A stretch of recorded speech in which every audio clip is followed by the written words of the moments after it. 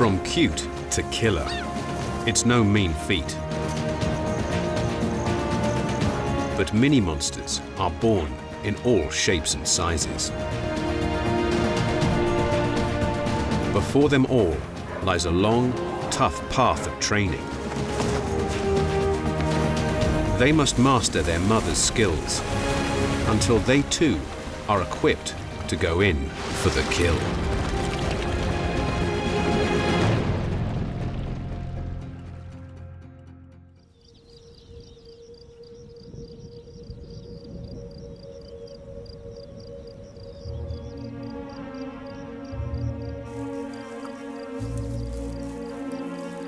Many killers start out cute.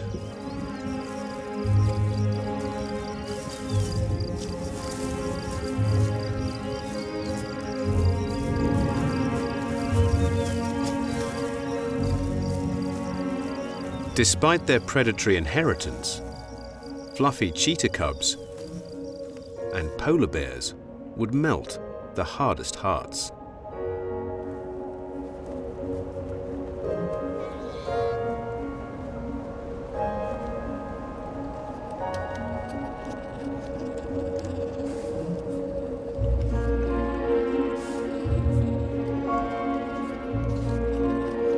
The cubs are a fraction of the size of their mother, and with barely a glimpse of weapons that will someday be used to grapple prey.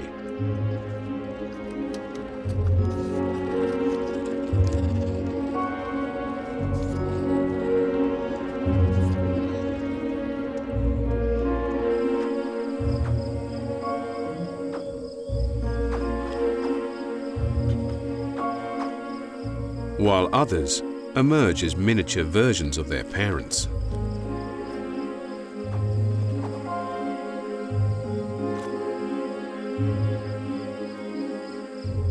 The Nile crocodile hatches ready to hunt, and with a face that only its mother could love.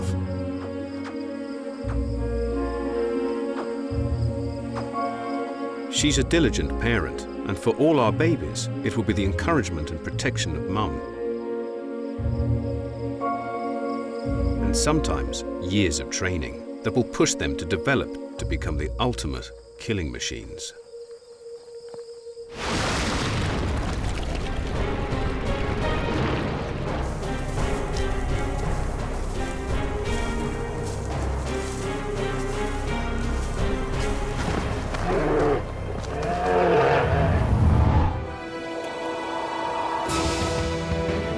Around the globe, babies of all shapes and sizes are born to a predetermined destiny. To live, grow, and have babies of their own. They are all obliged to kill. It will be an intense childhood. There will be time for fun and games, but also failure and grave danger. But for those who succeed, a glorious future awaits at the top of the food chain.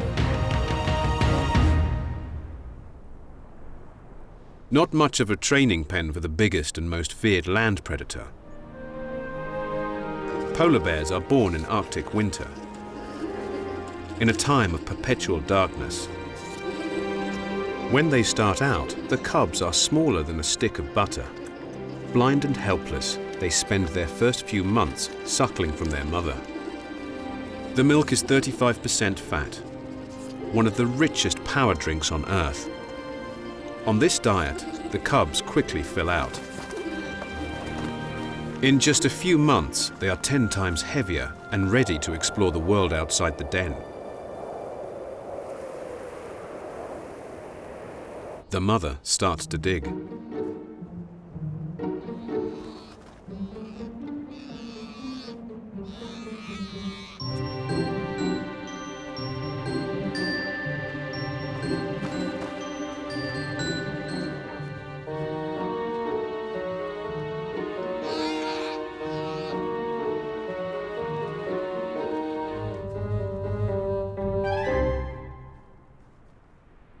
Their first fresh air.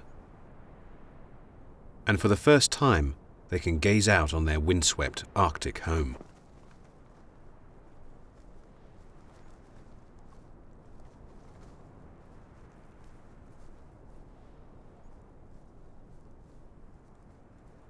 Though the youngest daughter seems unsure about stepping outside. There is no tougher environment on Earth. To make a living among the ice, the cubs will need to toughen up.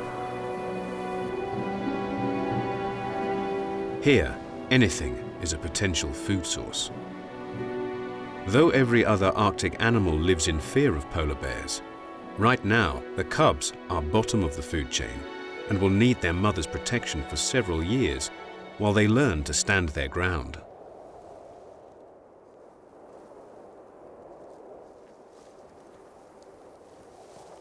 They don't seem in any rush to grow up.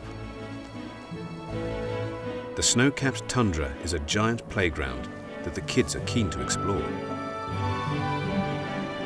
These early days seem carefree.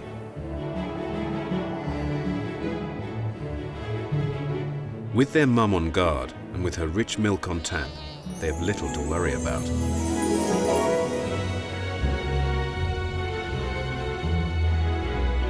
Despite living on Easy Street, the cubs still squabble. Perhaps the first hint of their killer instinct. Right now, their main hunting quarry is Mum's milk supply.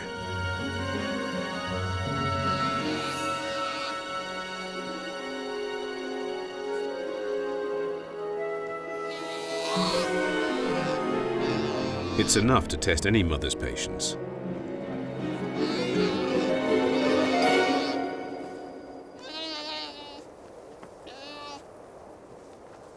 But the cubs need to build up their strength, ready for the challenges of the Arctic.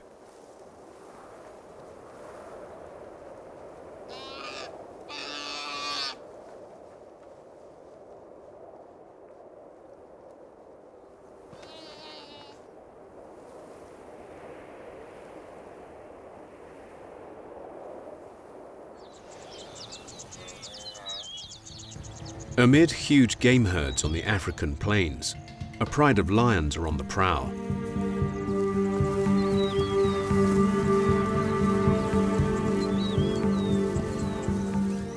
They fan out, looking for a likely victim.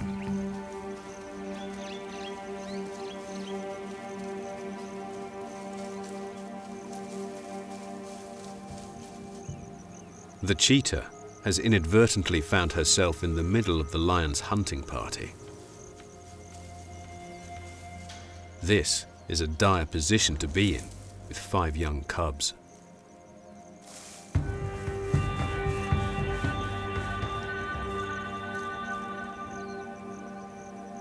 The lions are distracted from the hunt when they pick up the scent of a competitor.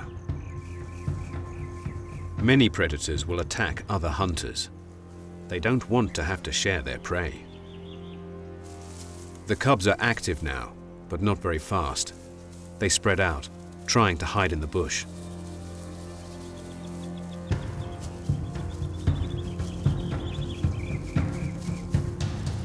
But the lions are persistent. It calls for drastic measures. The mother must lure them away, and that means putting her own life on the line.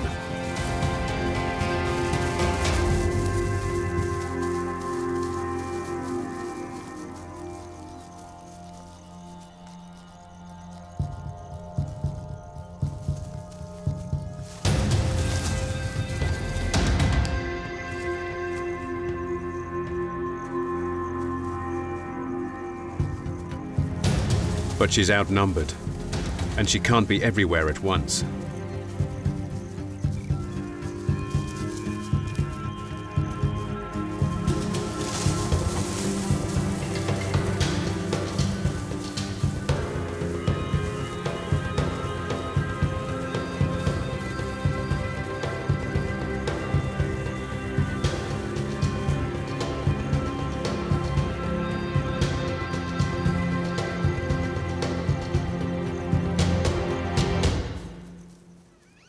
As quickly as it started, the attack stops.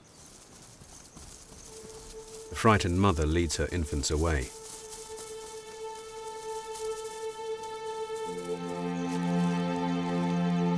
But there's one that didn't make it.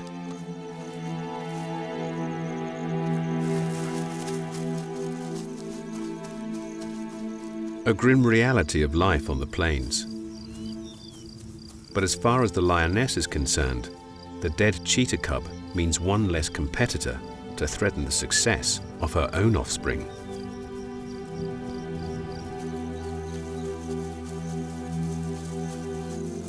The cheetah's lucky not to have lost more of her family. It's been a tough lesson for them all.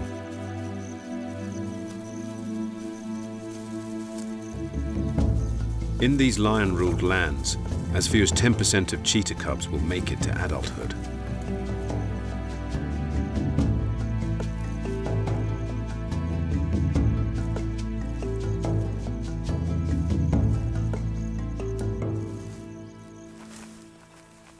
Predatory animals start out small and vulnerable. But keeping your babies safe when they start out as defenseless eggs is a full-time job. The nests attract egg thieves from far and wide. Nile monitor lizards, intent on scrambled egg, skirt the banks.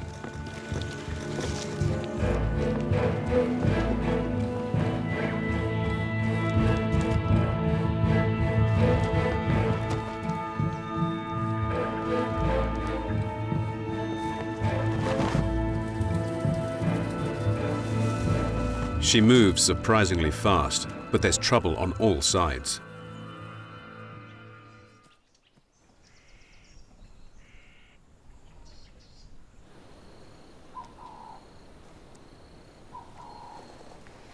After a near miss from the jaws of death, the monitor needs a drink.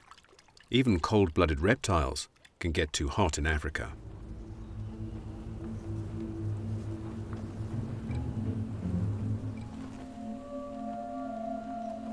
Soon, he's back on his game. But while he's been away, a new enemy has arrived to torment Mother Croc: baboons.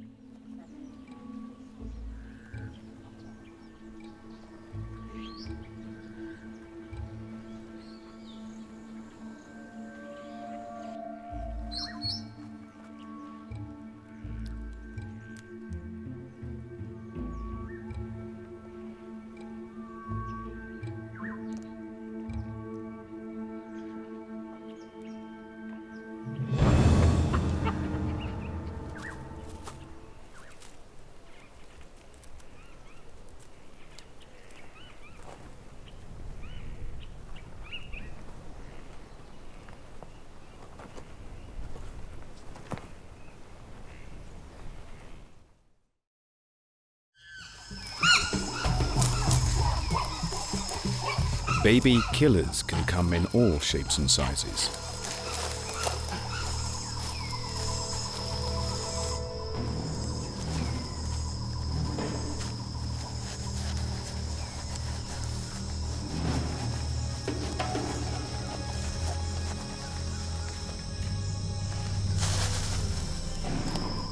Our closest relatives are often thought of as fruit-loving vegetarians, but that's far from the truth.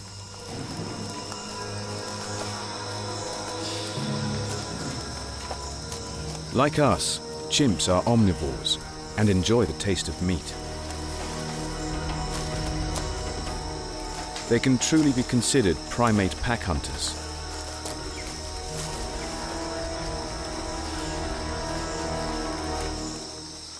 But they don't start out that way. Newborn chimps are totally helpless and dependent on their mother's care.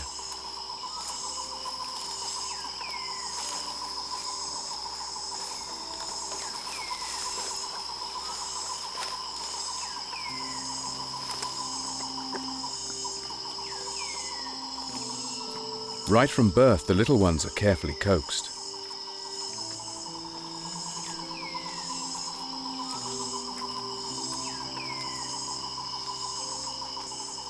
To become successful members of the troop, they must prove themselves as worthy team players.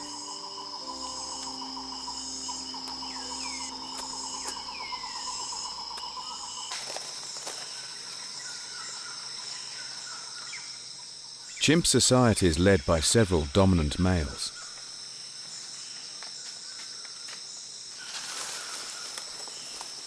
They rule with an iron fist, and everyone lower down the social ladder is expected to follow their command.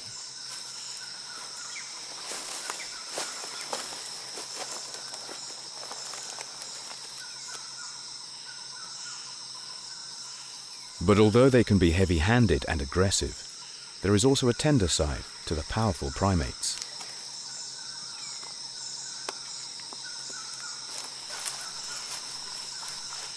They live by the rule, you scratch my back and I'll scratch yours. They spend much of their time grooming each other. They are doting mothers, sharing a close bond with their infants for 6 years.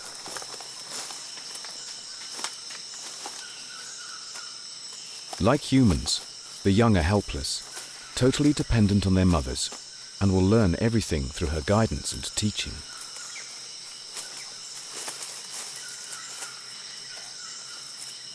The whole troop plays a role in guarding and educating babies, and they need to. To hunt, they must work as part of an efficient team.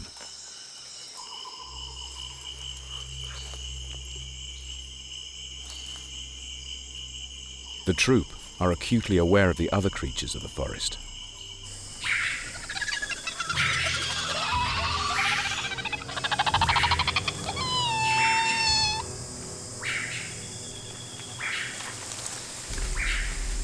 They patrol their territories, listening for signs of life and keeping a close eye on the trees.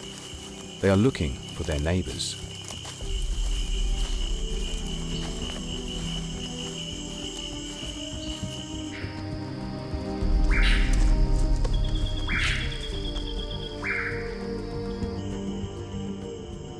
Especially monkeys. Red colobus monkeys are their favorites. But this is not a friendly invitation to dinner.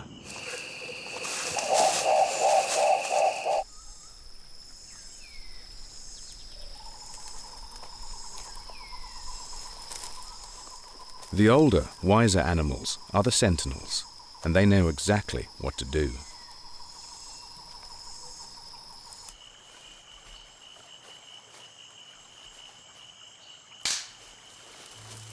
This monkey may regret his morning excursions.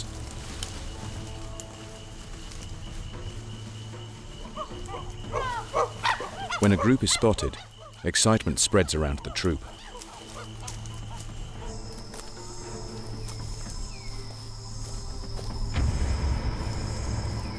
They know the drill. Each animal has a role to play, and like a well-oiled machine, they slip into place.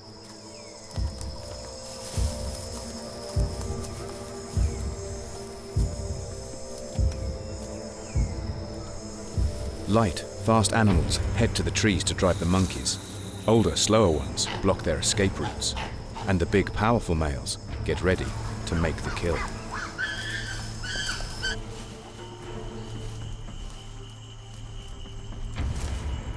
The colobus know they are in danger.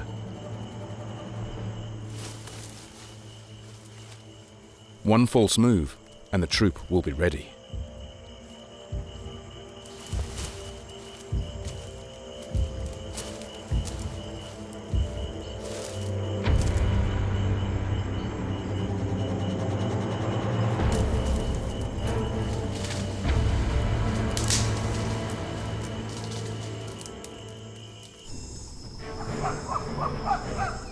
Chaos breaks out as they go in for the kill.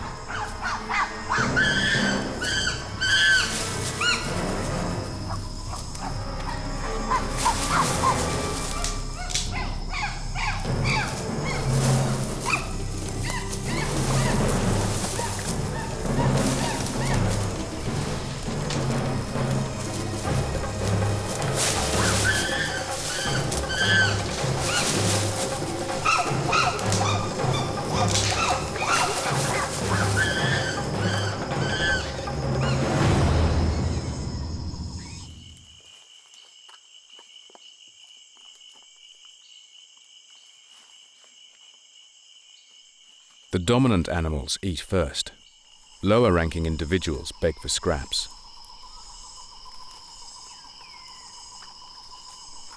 The meat is only shared strategically, in return for favors like grooming or helping to defend the troop.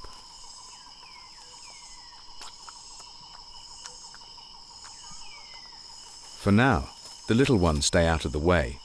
They'll master the plant part of their diet first. But sooner or later, they'll need to take their places with the troop, driving monkeys to dinner.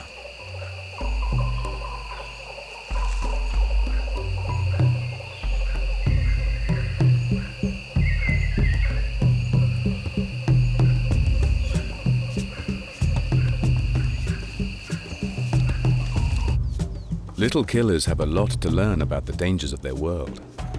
They must learn which fights they can win. For the jaguar cub, a hunt in the Amazon is a frightening prospect. His mum favors hunting another killer, the caiman. But for now, the little one needs to steer clear of the lethal jaws. In East Africa, it's crocodiles who rule the banks. And for the hard-working mother, her little killers are finally making their first appearance.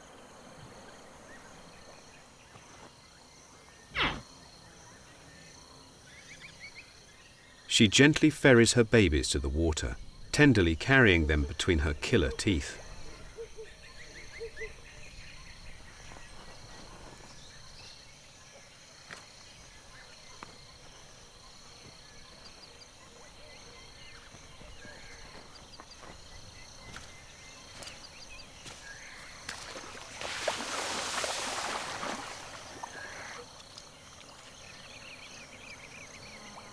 But now, another danger threatens to cut their hunting potential short. A larger female.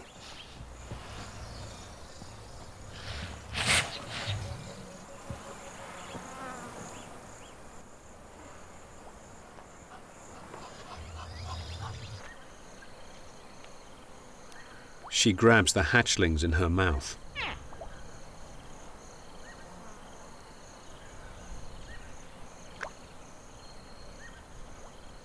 But she's not out to kill them. She wants to mother them. Perhaps the rare behavior has been triggered because she lost a clutch of her own.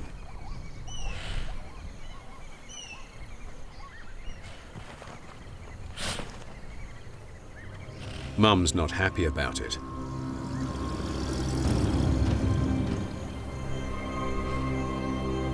This is a deadly embrace. If she bites too hard, she risks harming the babies in the intruder's mouth. She has to back down and let the intruder muscle in on her brood.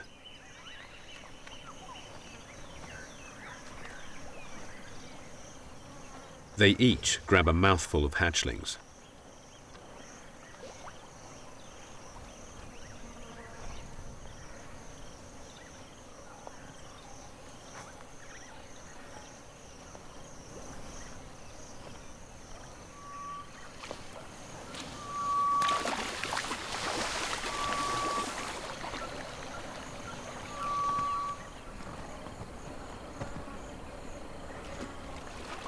A few eggs didn't hatch, giving the monitor lizard a lucky break.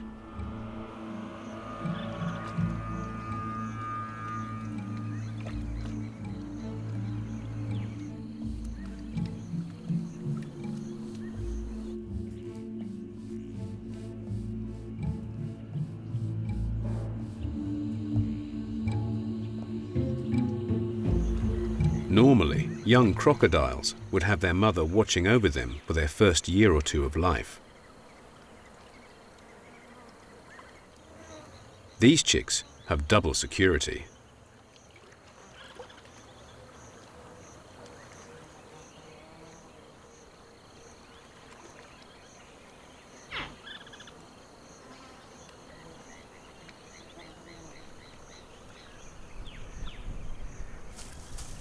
Bodyguards are something the cheetah family could use.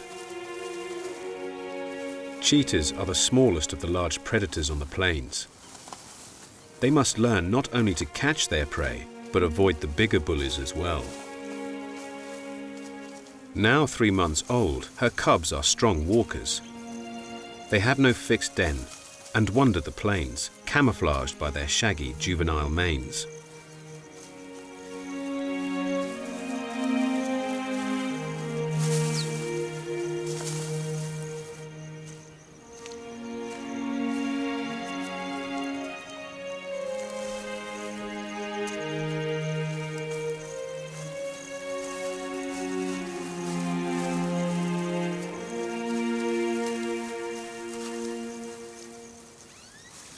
For them to go from cub to killer, they have some vital life lessons, which can only be fueled by their mother.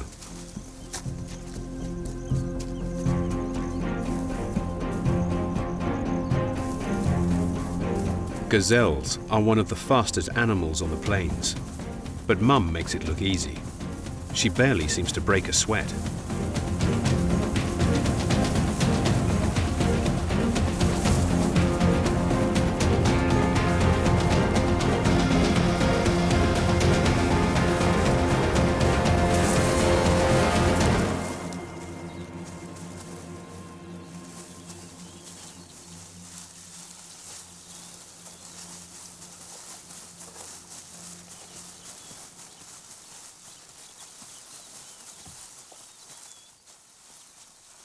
She drags the carcass to cover, where the cubs can feed. Though they still drink milk, they are developing a taste for flesh.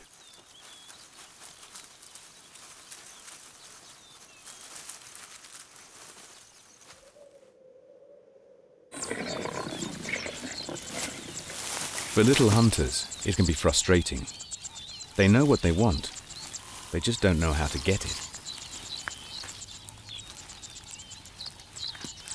The lion cubs have found a meaty treat, but it's wrapped in tough packaging.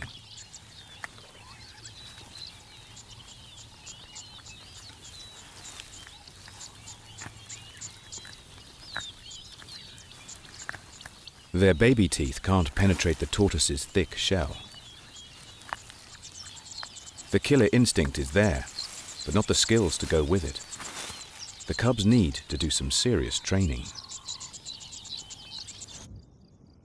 There would be no killers in the making without the hard work of killer mothers.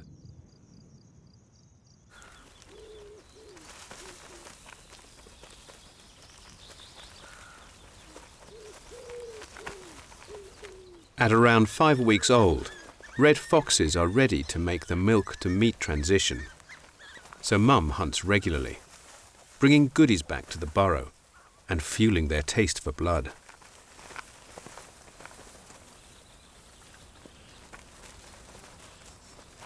They are clearly enthusiastic for this new food. Other cubs are into even fresher meat.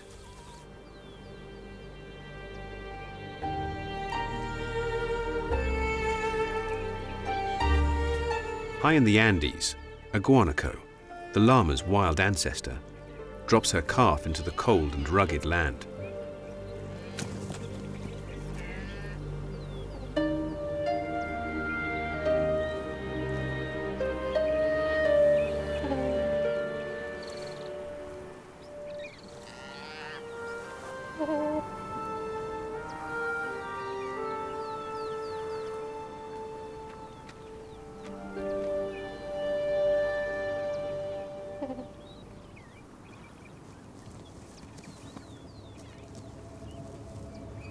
But even on the ceiling of the world, predators lurk, watching for the weak and vulnerable.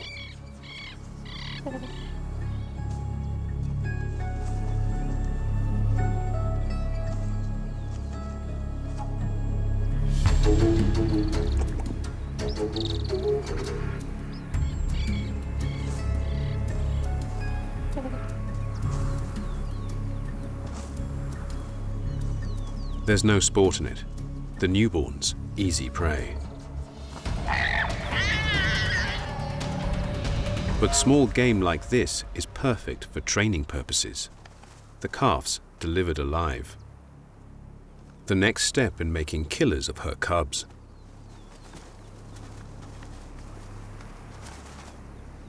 Mum won't help, but by trial and error, the cubs manage to finish the job and can enjoy their first self-killed meal.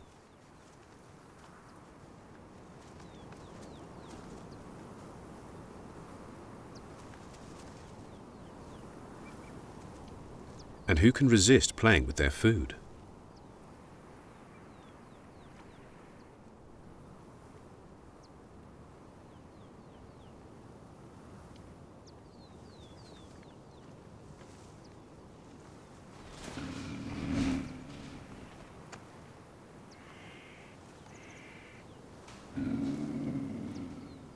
It will take them a few more months of training, but the cubs have taken their first big step towards graduating killer school.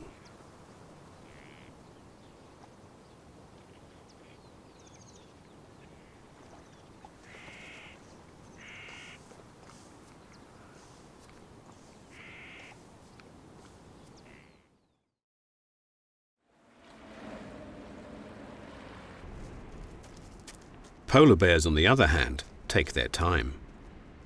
Opportunistic by nature, the family rely on their noses to find food. Only 2 of the 3 cubs have survived, but in the Arctic, this family is beating the odds. Typically, only half of polar bear cubs make it to maturity, a reminder of the challenges of their hostile world. During the Arctic summer, the ice sheets retreat, and the bear family is left high and dry. Without ice, they can't get out and hunt their usual seal prey, so have to beachcomb for scraps. The family strike it lucky. The carcass of a walrus. Another mother got there first. Our female approaches carefully. She doesn't want to risk losing another cub.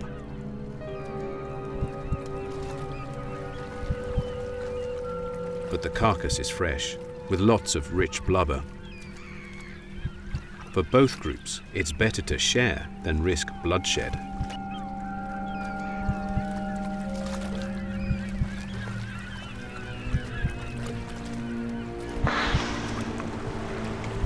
Summer is tough on the ice bears, and they rely more and more on their ability to eat anything. A huge carcass of a whale is a rare find, a valuable resource that will bring bears from far and wide.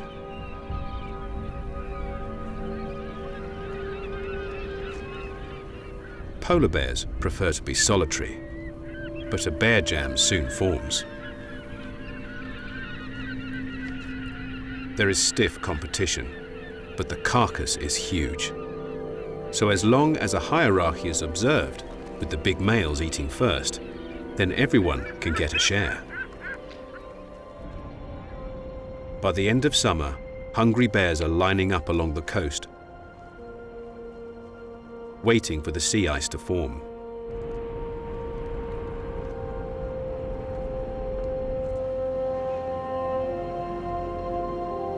Excitement spreads when the first snowstorms roll in.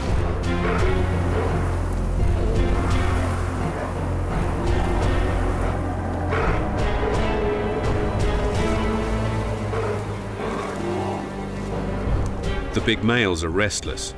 This is a dangerous time for young bears. Male polar bears often kill cubs to take away the offspring of other males, so they can try to mate with the mothers, or even sometimes for food.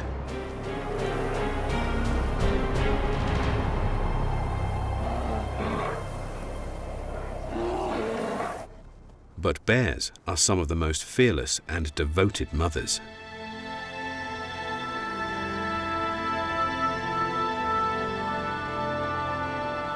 At the first hint of trouble, she gives the intruder the clear message to back down.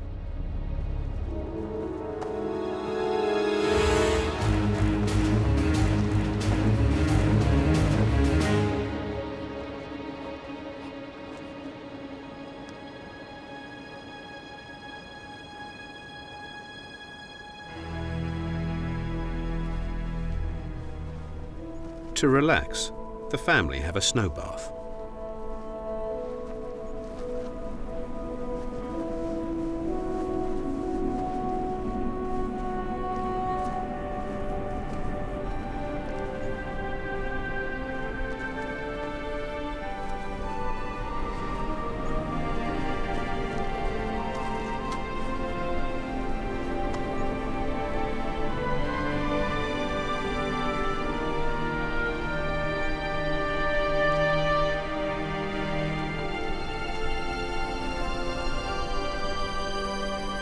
They'll soon have thousands of miles of sea ice to spread out over, with plenty of new opportunities to hunt and the chance to get away from other bears.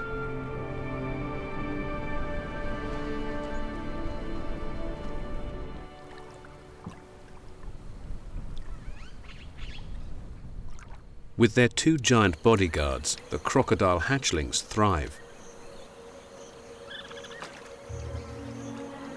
As long as the truce between females lasts, the babies are safe from the dangers of the riverbank, like monitors and even other crocs.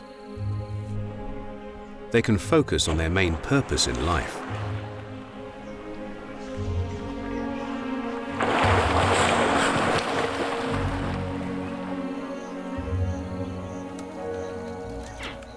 While other babies need years of training to become killers, crocs are good to go, straight from the egg.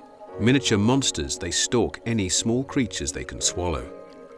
As they get bigger, so too will their tastes.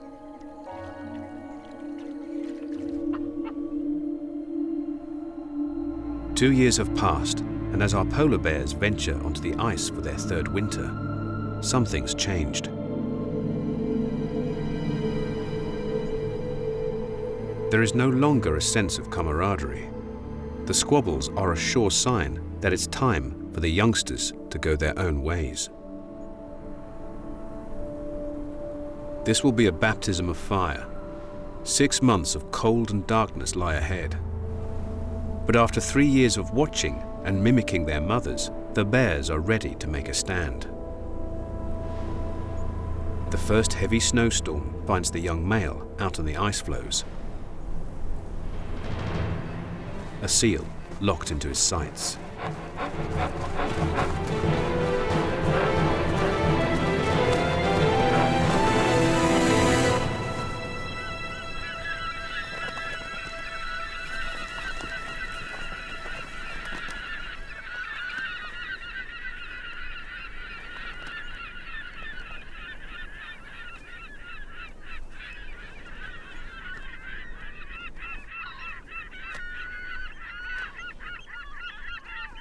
Another killer is made.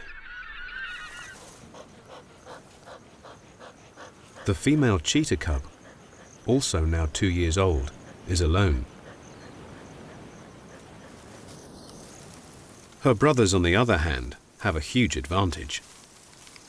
They are still together in what's known as a coalition. Together they scent mark, presenting a united front. By working as a team, they are better able to defend a home range from other males, giving them a monopoly on females and the prey animals within their patch. There are other advantages of group hunting as well.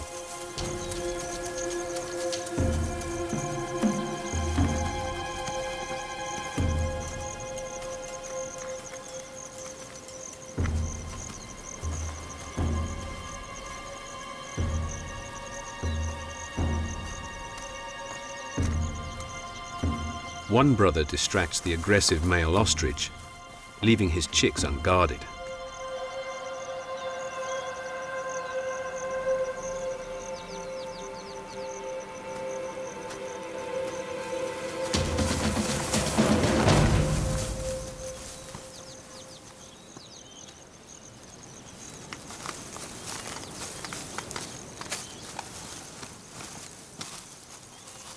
Crocodiles are not warm-blooded like the mammal killers and grow a lot slower. It will take the hatchlings 10 years to reach maturity. Meanwhile, they have a hard time fitting into a crowded river. Now, without protection from an adult, they have spread out, trying to claim patches where they can hunt. But all the best bits are already taken by bigger, aggressive adults.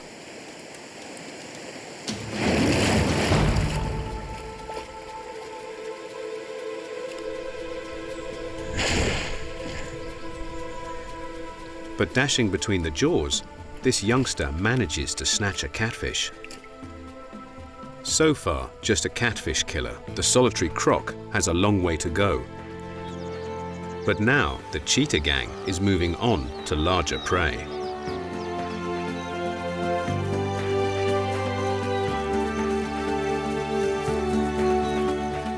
No single cheetah would dare risk an attack on the wildebeest herd.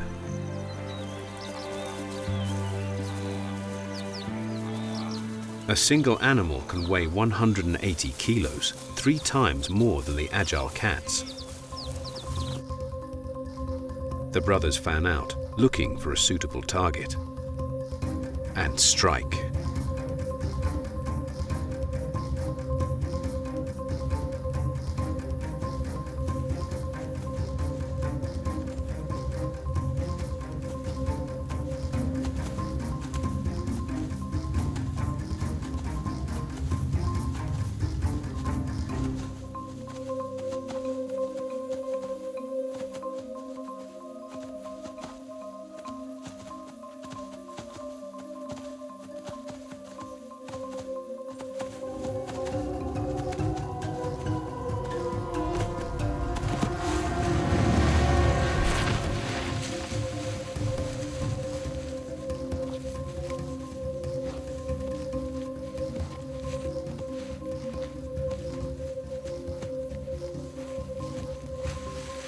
With 4 against 1, it's soon over.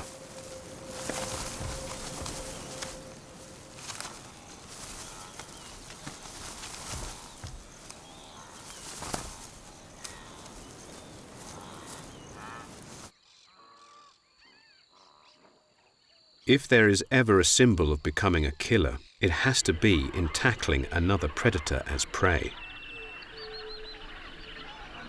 After several years of intense training, the jaguar's come a long way. He now weighs over 80 kilos, and it's mostly muscle.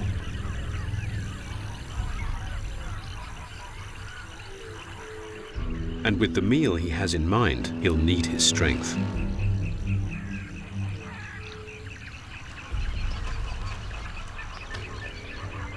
The great reptiles are wary. Timing is everything, and patience is his greatest ally.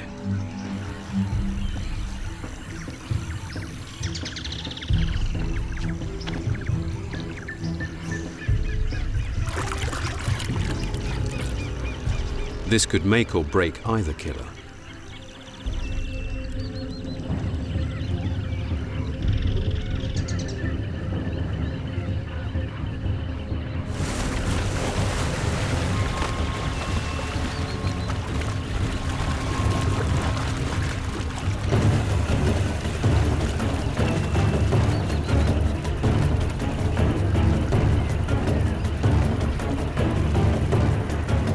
The jaguar can't let go of the caiman's neck.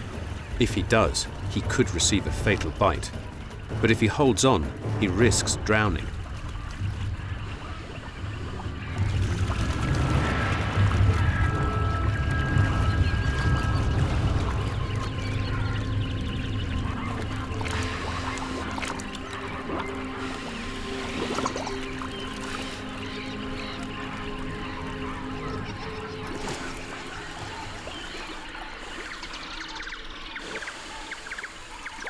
It takes all of his strength to push the caiman under, working his canine teeth into its spine. Paralyzed, the victim drowns. And the killer gets its stripes.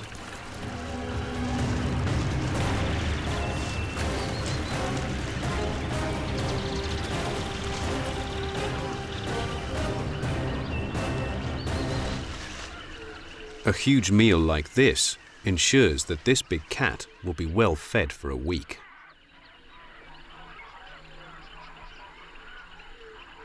But it's just a matter of time before he'll need to confront this dangerous dinner again.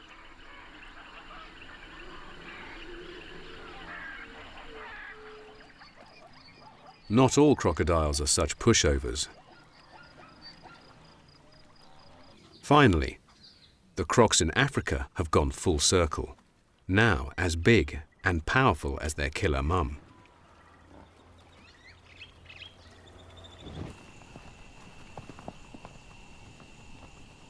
The drying plains are bringing game animals to drink, and perhaps leading them to a watery grave.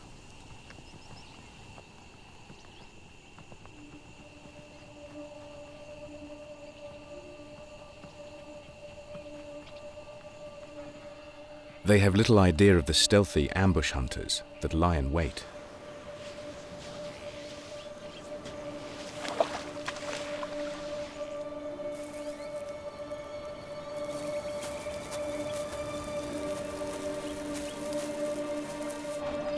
With their eyes, ears and nose high on their heads, the great reptiles can lie low.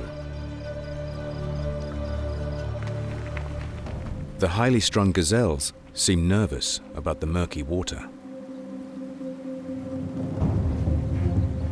But to reach fresh grazing, they will eventually need to cross.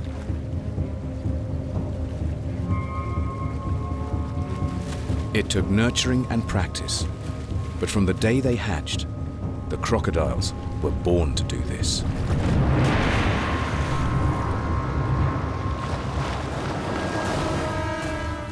They were killers in the making.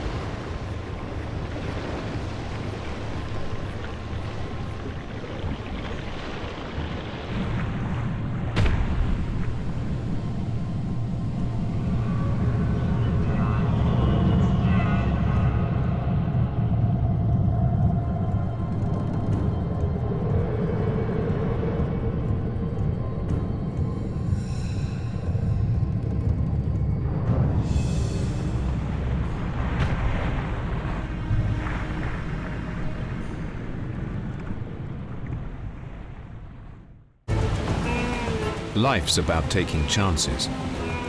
For some creatures, it's just getting from A to B. Every day, plant eaters run a gauntlet of predators.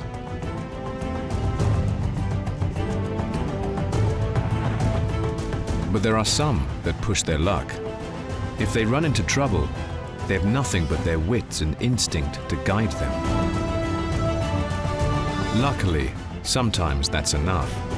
And when those emergency responses kick in, it can lead to some of nature's greatest escapes. Safety can be found beneath the ground, at least for a family of hamsters.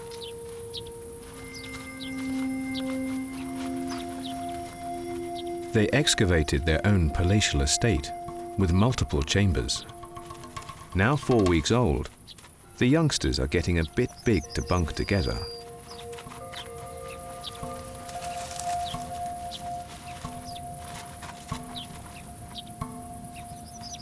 They need to start exploring the wider world.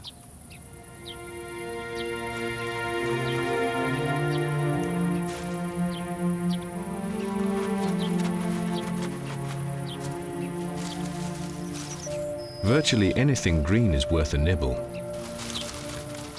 as the little ones complete their transition from milk to an adult diet.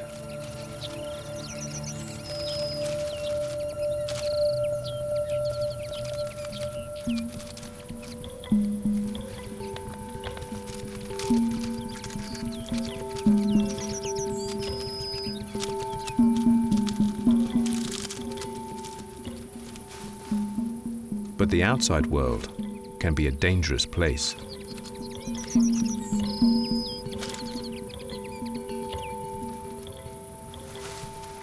A rodent slayer, a polecat, picks up their scent.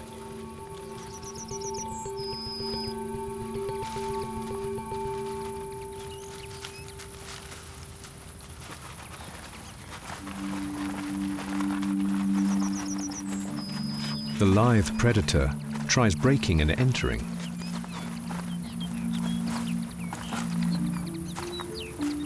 This entrance is a bit small, but he has a plan B.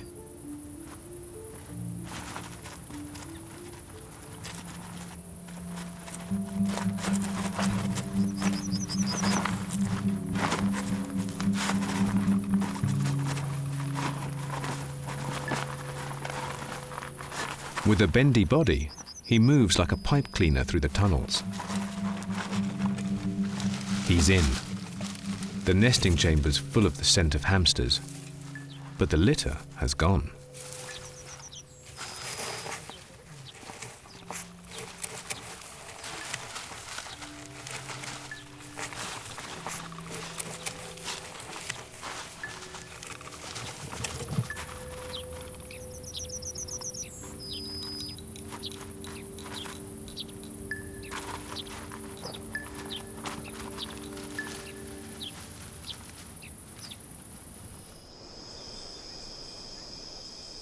The natural world is full of escape artists, and they deploy all manner of tricks to get out of a tight spot. The Amazon jungle is full of deadly hunters. Some might run from the threat, but not this cool customer.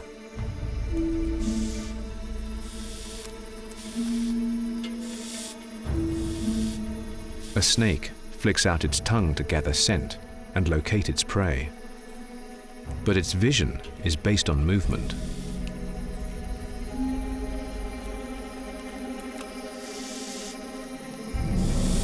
It can smell the frog, but as long as it keeps still, the snake can't see it.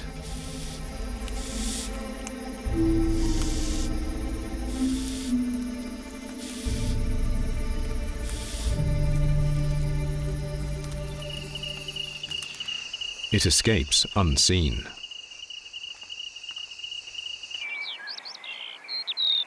Some larger animals rely on the same technique. Roe deer fawns are weak and vulnerable at birth. Mother keeps a close eye on the baby, but when she needs to feed, she relies on the fawn to sit tight, lying low and waiting for her to return. But the little one's fidgety.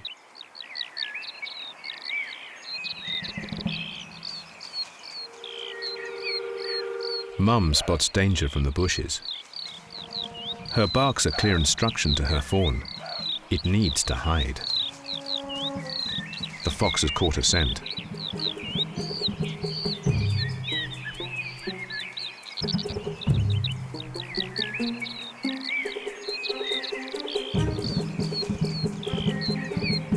Luckily, its cover has worked. The fox settles for a mouse.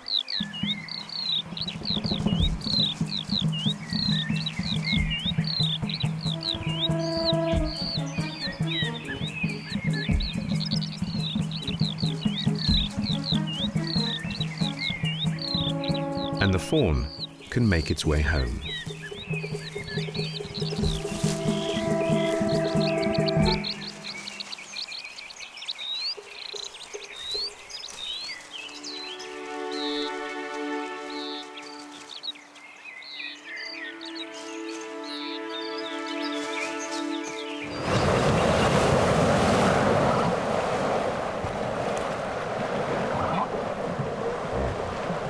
An African riverbank doesn't look like a good place to lay delicate eggs, but this is the nesting site for a Nile crocodile.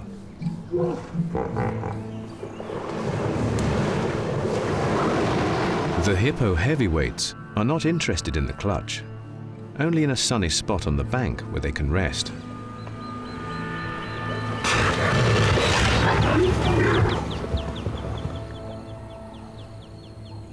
Another close call.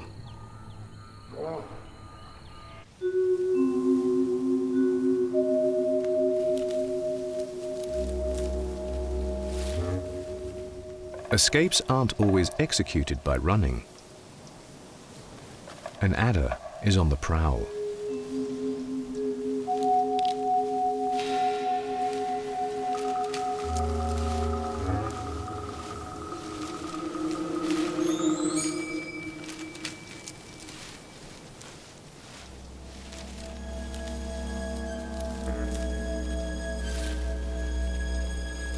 But weighing less than a coin, the tiny harvest mouse can even climb blades of grass.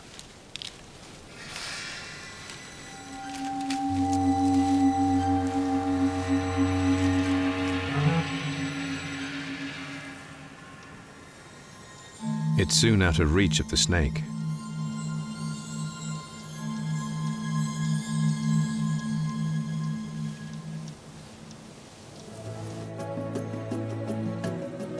On the grasslands of East Africa, a cheetah mother stands guard while her cubs play.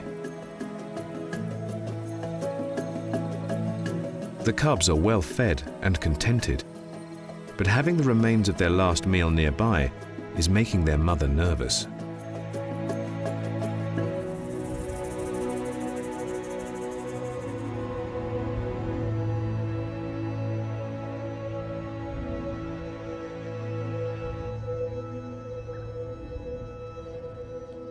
An easy meal rarely goes unnoticed on the plains.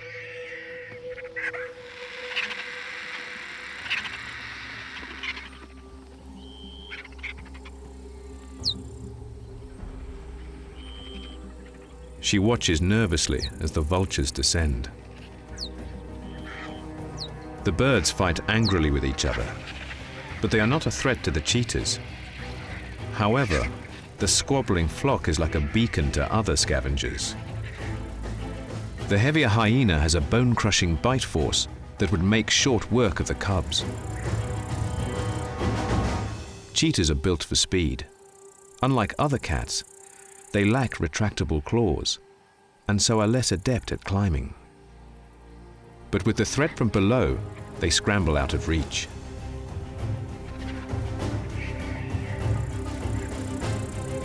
Luckily, the hyenas kept busy chasing vultures.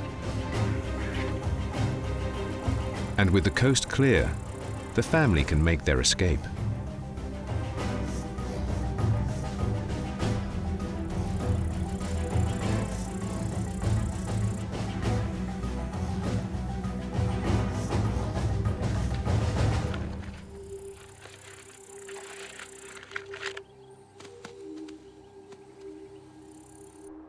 One of the biggest survival challenges is winter itself.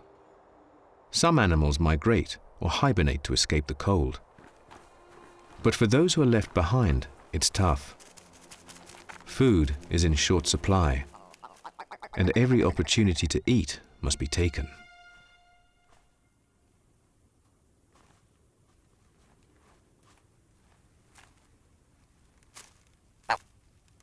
With its built-in feathery snowshoes, the ptarmigan is light on its feet. For a hungry fox, it's too inviting to resist.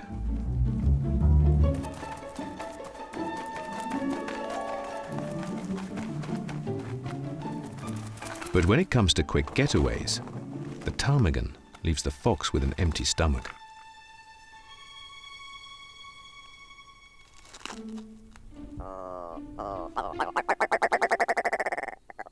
In this land of ice, another winter wanderer has a lucky break.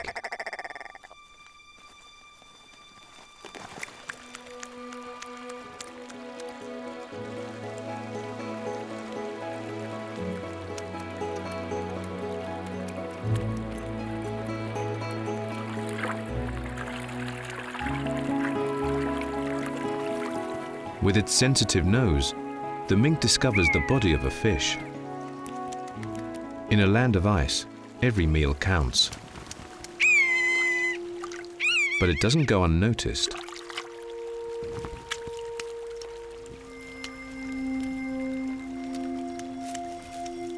A buzzard drops in for lunch.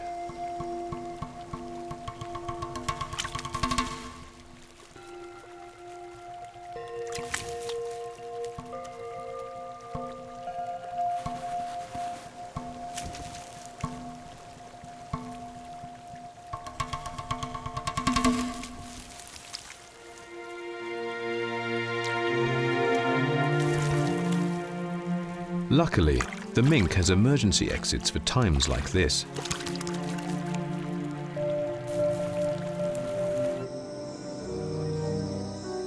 In the scrubland forests of Africa, another hunter is on the prowl. The continent's largest snake, a rock python.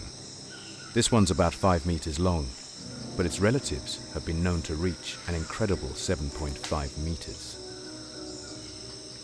Pythons are excellent climbers, using muscular contractions of their bodies and rows of angled scales on their bellies to grip any surface.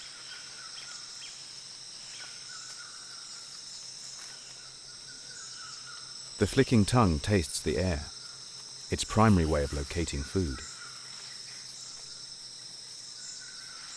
Like all snakes, it lacks ears, but can feel vibrations through its body. Pythons don't have fangs or venom like smaller snakes. They are constrictors, using their powerful bodies to squeeze their prey.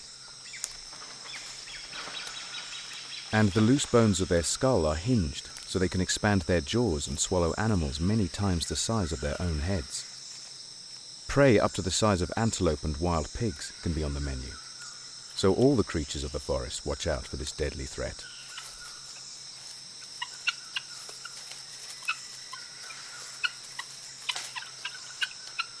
Guinea fowl are like wild chickens and are the perfect snack to many African predators.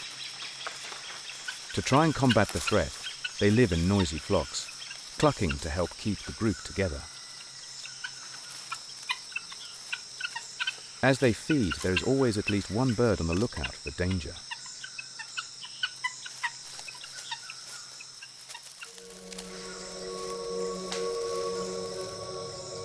The python picks up their scent.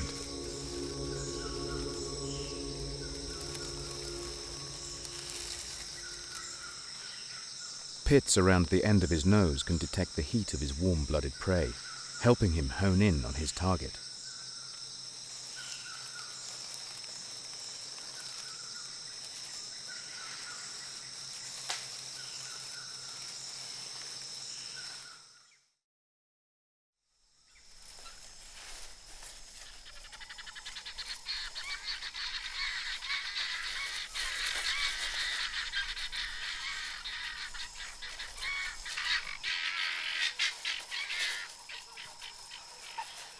His eyes are cloudy as he's preparing to shed his skin, something reptiles do throughout their lives as they grow. He's totally dependent on his other senses.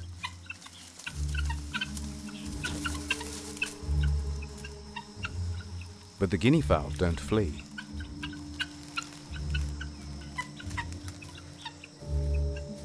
They want to tackle the threat head on. If they can see the snake, it's harder for it to lunge and take them by surprise.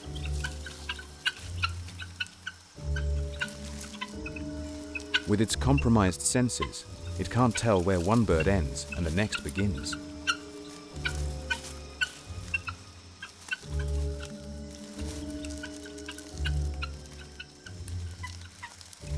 Perhaps intimidated by this show of solidarity, the python is hesitant about attacking.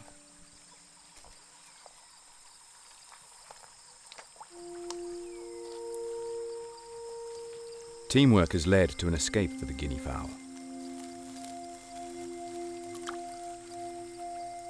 And the snake retreats to the mud to help soak off its dead skin.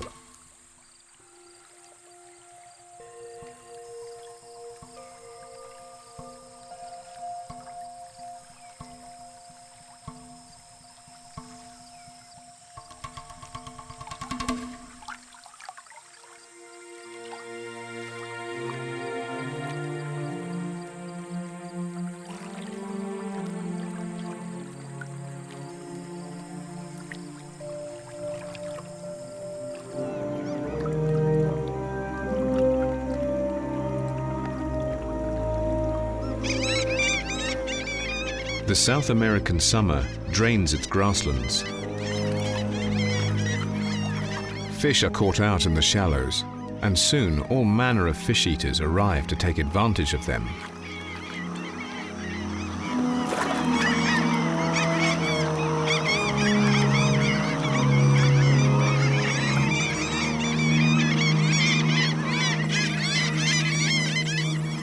The top predators, armed with power tooth-filled jaws, are the caiman.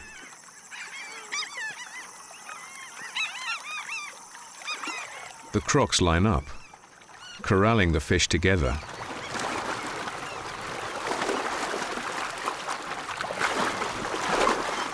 A few fish escape one set of jaws, but likely leap into another.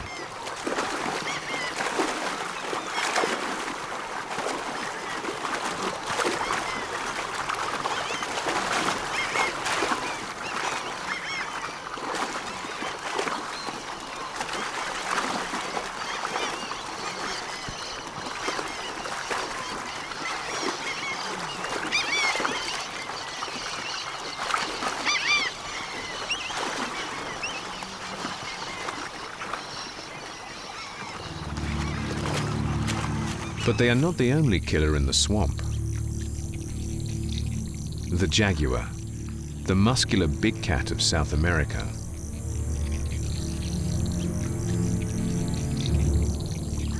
Here, the hunter can easily become the hunted.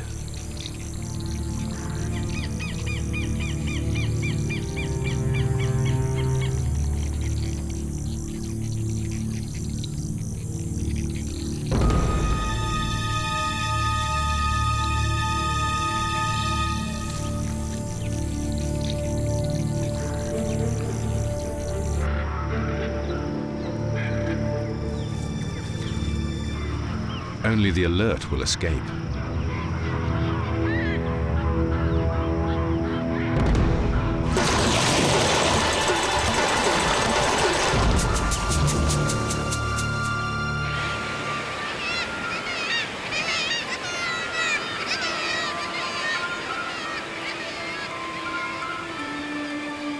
Cliffs towering over the Arctic seas are alive with nesting seabirds.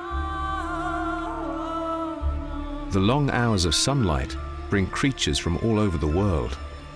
Birds cling to every ledge.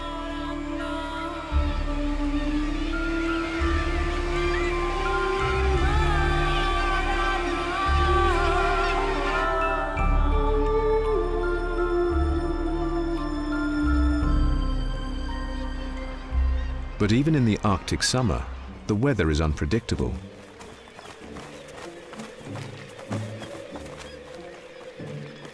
And when sea ice is washed against the shore, it creates a problem for baby birds. Something that doesn't go unnoticed by an Arctic fox.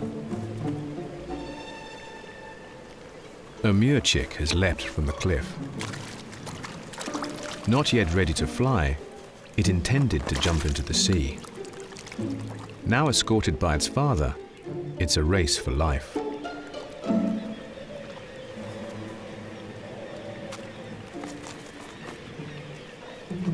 Like a duck to water, the chick's in its element. And the fox must return to its own.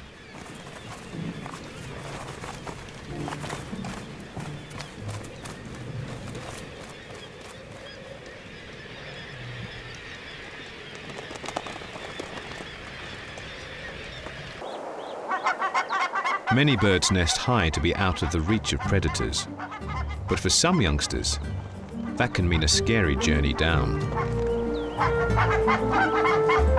Barnacle geese, another Arctic cliff nester. But living further inland, they now have the challenge of getting their young to water. They are running out of time. The local gulls have spotted the fragile goslings. Trapped against the cliffs, they are an easy target. The parents do their best to drive them away.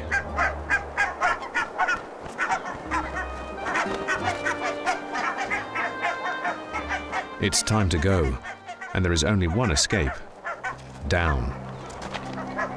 The parents lead the way. Bravely, the first chick takes the plunge. Then another.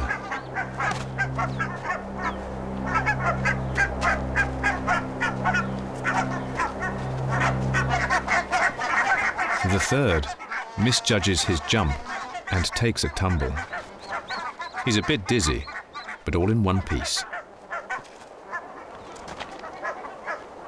The geese can't be everywhere at once, and now with more of their clutch at the bottom than the top, they must keep the family moving.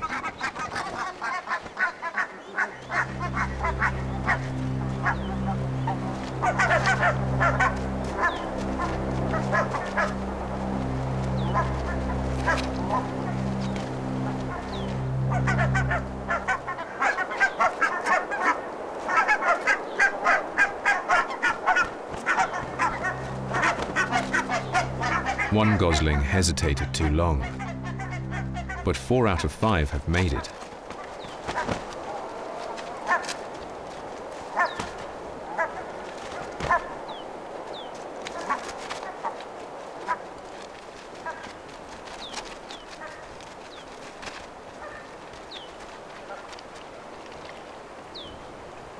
Once they've reached water, their chances of survival increase.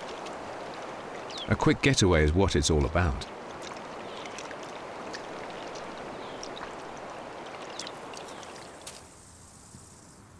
Grasshoppers are a tasty treat to many insect eaters, and so need to keep their wits about them. A green lizard. But the cricket's legs are like a coiled spring. When folded, its knee joint is under tension, storing up energy, so when the leg is relaxed, the tension can catapult it into the air. Its meter leap would be the equivalent of a human jumping 40 meters from a standing position. But if the hop doesn't outsmart the attacker, then it also has a pair of wings to assist in its getaway. Not all crickets have wings, an easier option for the lizard.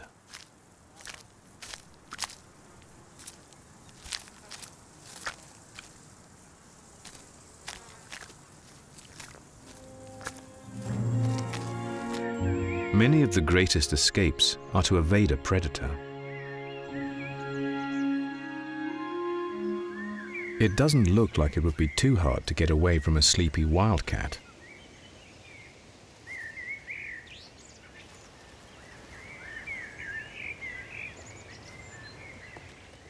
But the scramble of squirrels brings him instantly to his senses.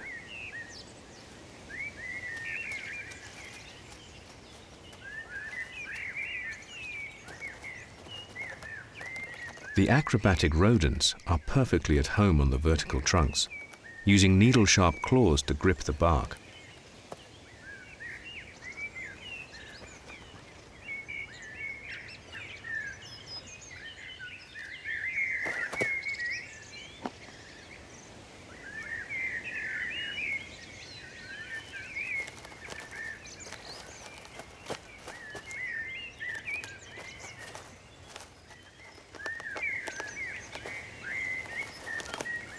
The cat makes his approach, but the inhabitants of the tree are wary.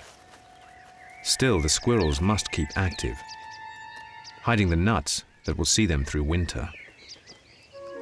With padded feet, he can stalk in silence. The cat can leap 3 meters into the air. But he still can't outpace the speedy squirrel.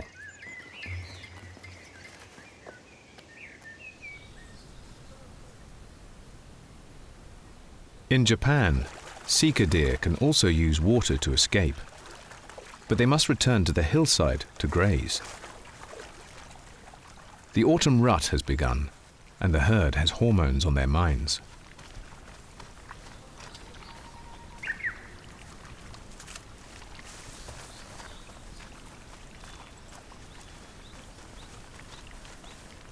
Young bucks are starting to practice their sparring techniques. They don't notice a bear family nearby.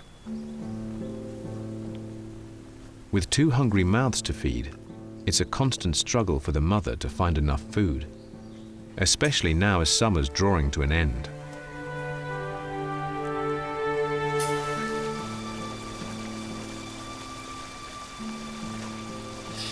The bears will sleep through winter, but need to build up their fat reserves in order to make it through their slumber party. A deer would offer a meaty feast that would boost the babies' bodies, readying them to retire. But the cubs don't seem to understand the importance of stealth.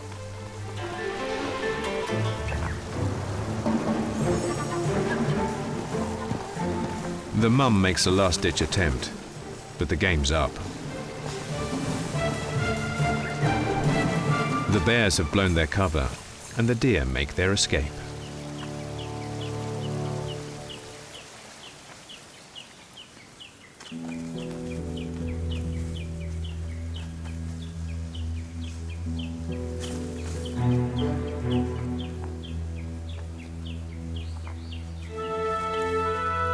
She tries once more. Bears can run as fast as a horse, but uphill, she can't catch up with the agile deer.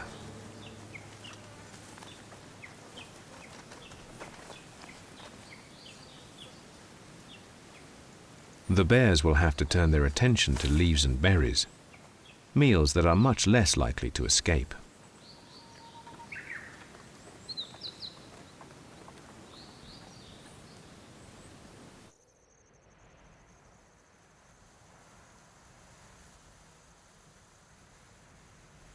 A peaceful scene on the African savannah. A small herd of wildebeest and zebra make their way to a waterhole. But they are being watched.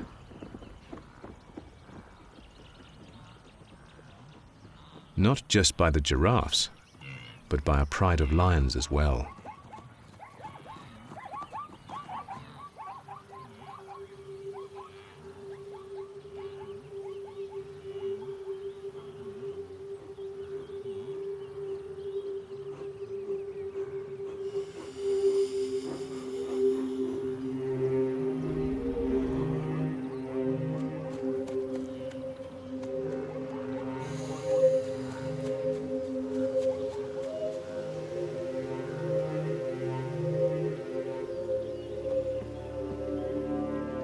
The pack hunters are setting an ambush, spreading out to trap the herd. A coordinated attack that few animals could escape. Unless they have some help from the outside. Herd animals often stick close to giraffes. Like watchtowers, they are excellent at keeping an eye on goings-on.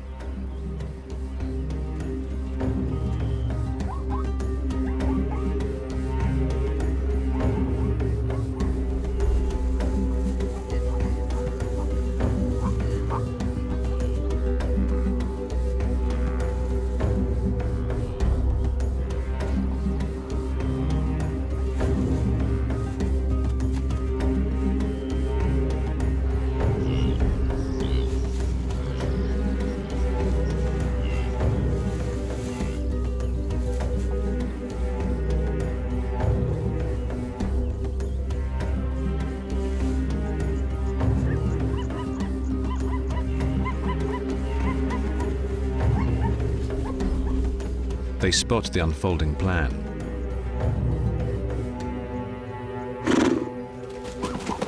With advanced warning of the attack, the entire herd has the chance to make tracks.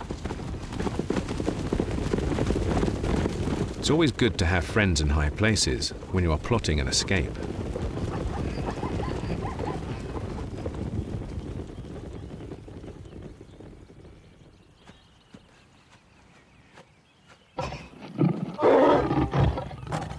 The hungry lions can but watch as their lunch walks off.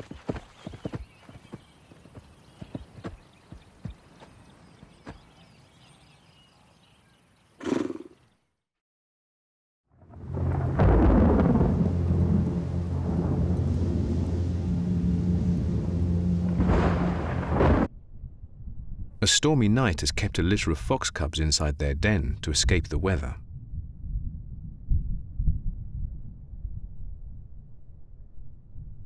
Though over a month old, everything still seems new and frightening to the young foxes.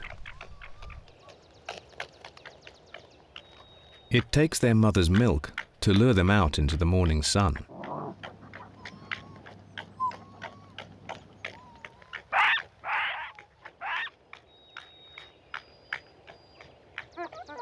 They only have a few weeks left of this rich food supply, and so lap it up.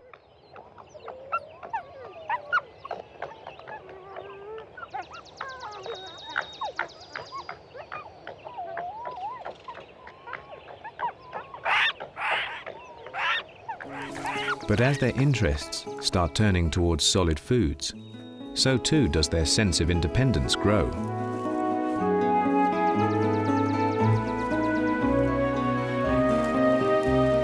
If they are not playing, using each other as target practice, then they are exploring the woods and looking for prey. A red squirrel's gathering nuts for its winter store, and the experimental cub tries the same.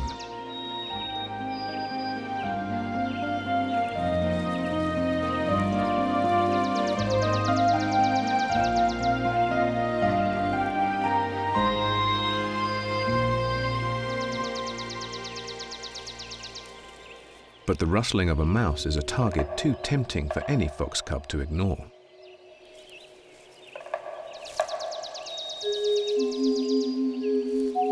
The pursuit is leading him further from the den, and the woods can be a dangerous place.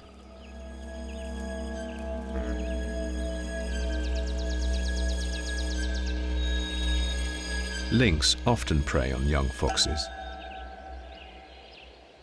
But luckily, the family have a bolt hole where they can escape.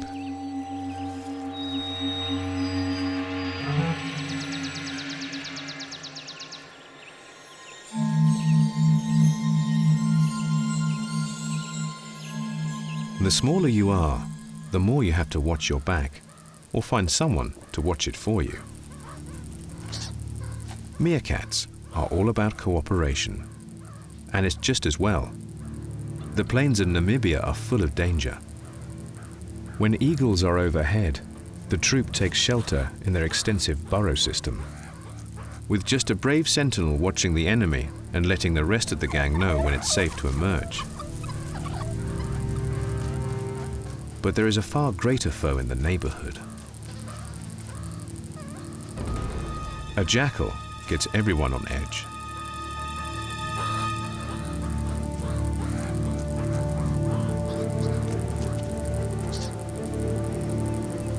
The meerkats almost seem to be playing a game of chicken. They need to keep the predator in sight, but not go too far from their nearest bolt hole.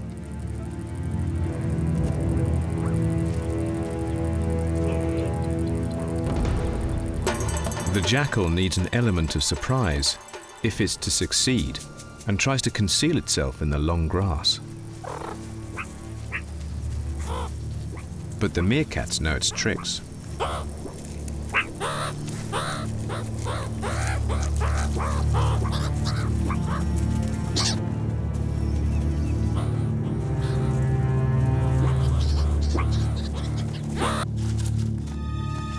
The little dog's cunning is no match for the colony's combined forces.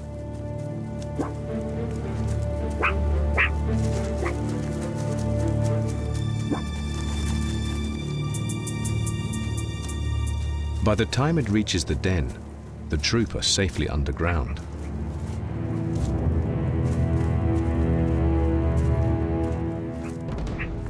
They have multiple tunnels and chambers, keeping them well out of harm's way.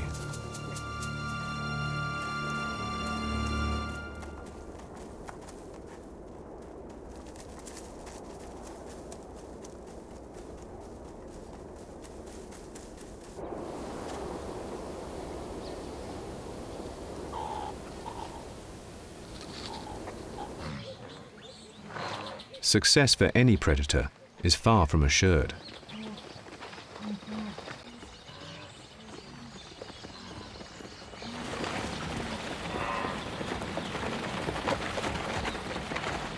Dozens of migrating wildebeest crowd the waterhole.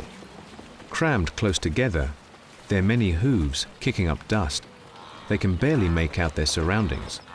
The perfect time for an ambush. Even the king of beasts sometimes gets it wrong. The waterhole is the perfect place for an ambush.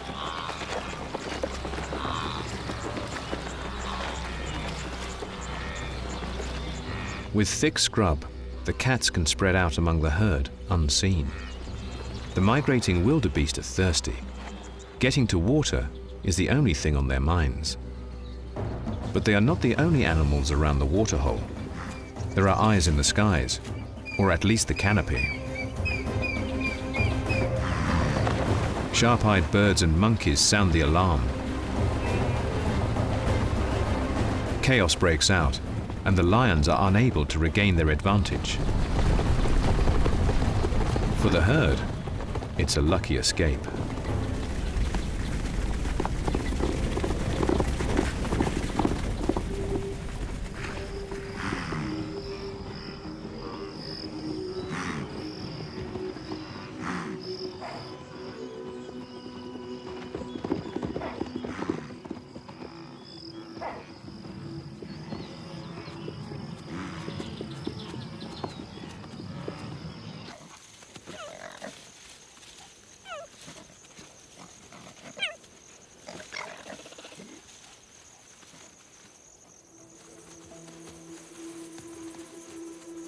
Plant eaters can't afford to drop their guard, but they've got to put their heads down to eat.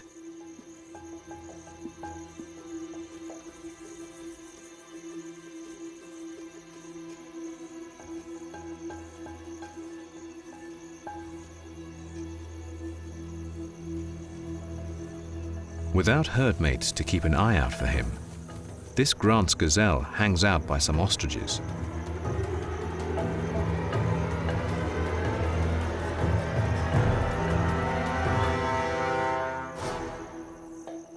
With long necks and huge eyes, they are usually quick to spot danger.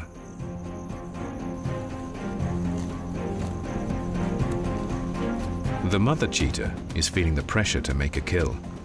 She has hungry mouths to feed.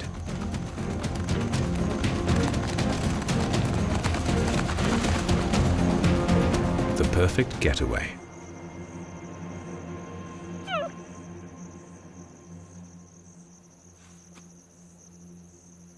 The disappointed cubs wonder where dinner is.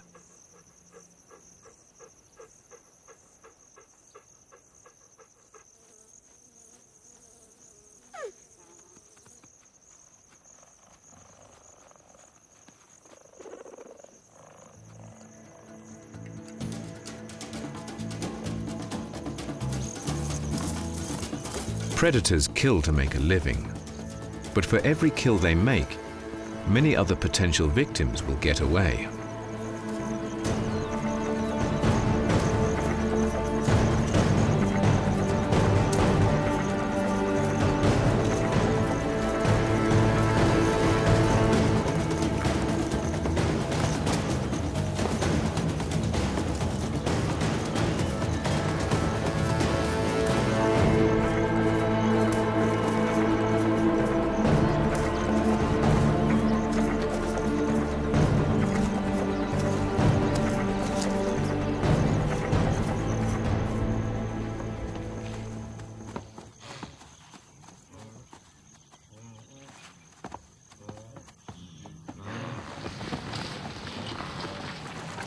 The rest of the herd continue their journey, but at the base of the food chain, the wildebeest are going to need more than luck on their sides if they are to survive the migration.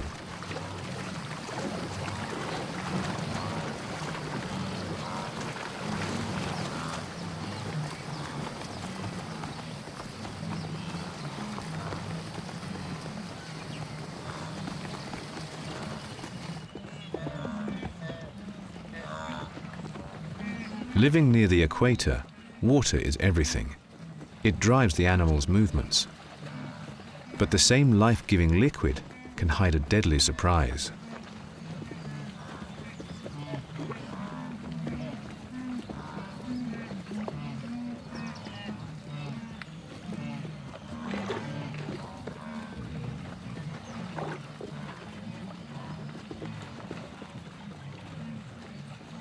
Every time they encounter a waterhole, they pile in. Hundreds of thirsty animals block each other into ever tighter spaces. But it's not a good idea to block your escape route.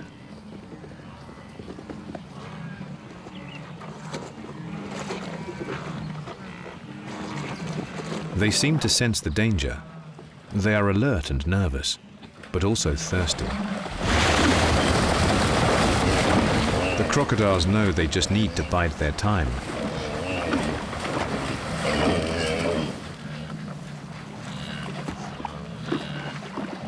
The bull fights with all his might.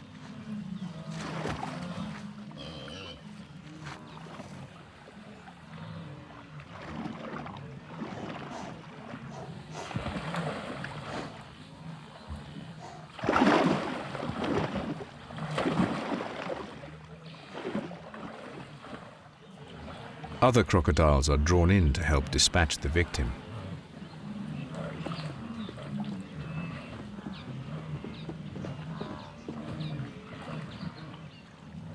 It seems that all is lost.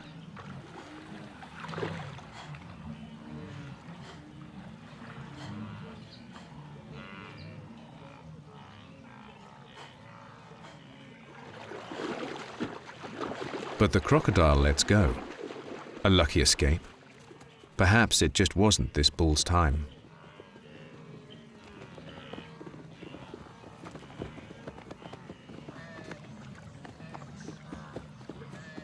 Jumpy from the attack, the wildebeest are expecting the next strike, but they can't resist the urge to quench their thirst. Sooner or later, they must drink.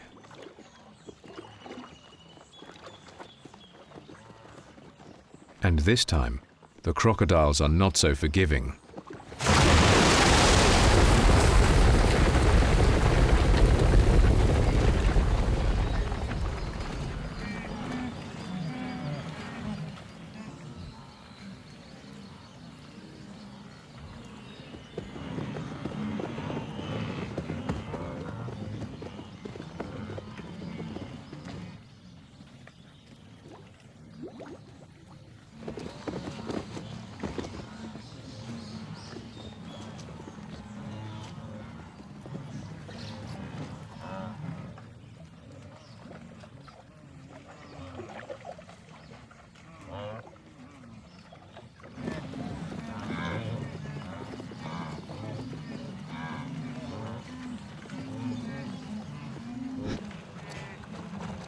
With top speeds of more than 20 kilometers per hour and over 2,000 kilos of pressure in its bite, the crocodiles are relentless.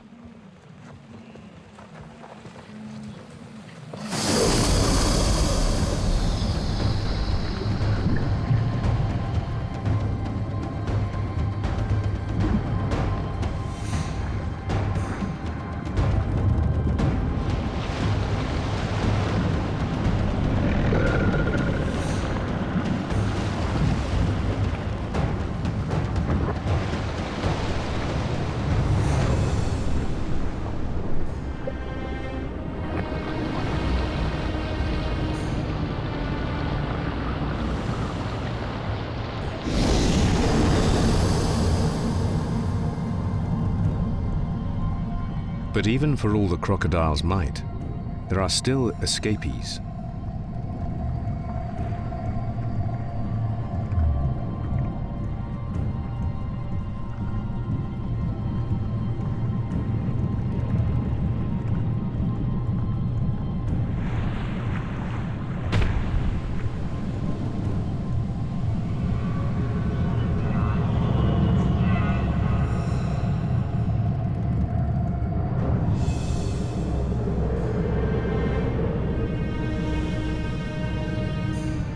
The young wildebeest leaps for all it's worth.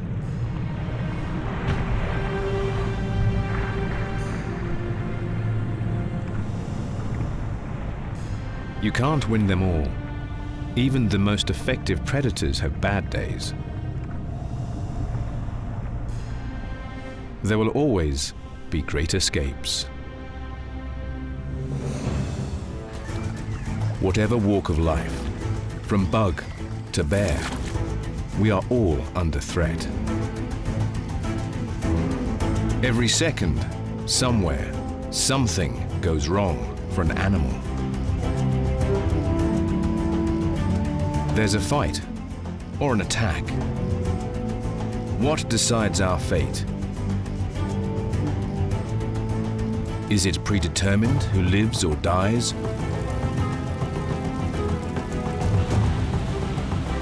Or do we take our chances, living our lives, constantly, seconds from disaster?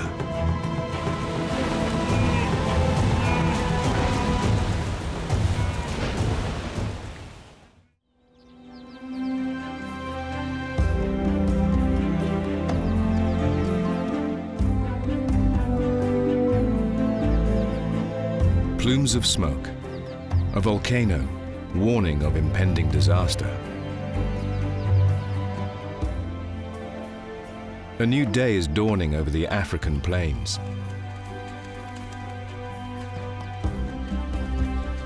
It's the start of something big. The animals seem to anticipate a change in the air.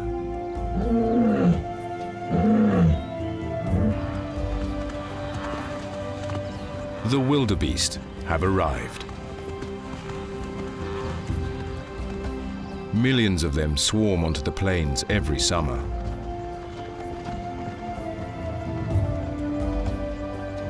They are here to give birth.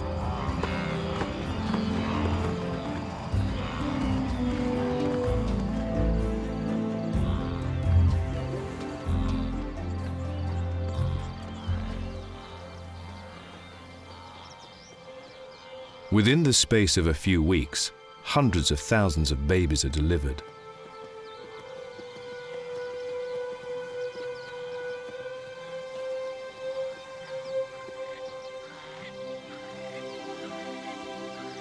A happy event, or a reminder of the challenges of life?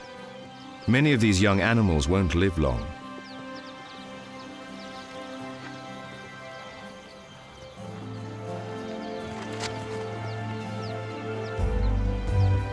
Is it a question of fate that determines who lives and who dies?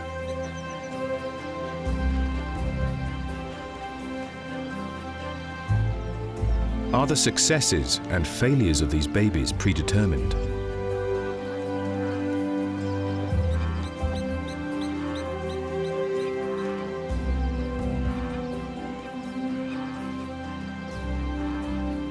Already, some of the youngsters are seconds from disaster.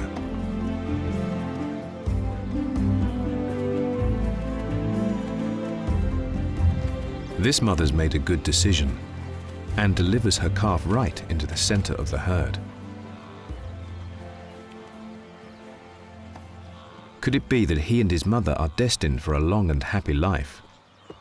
Or will he have to face the many dangers of the plains alone?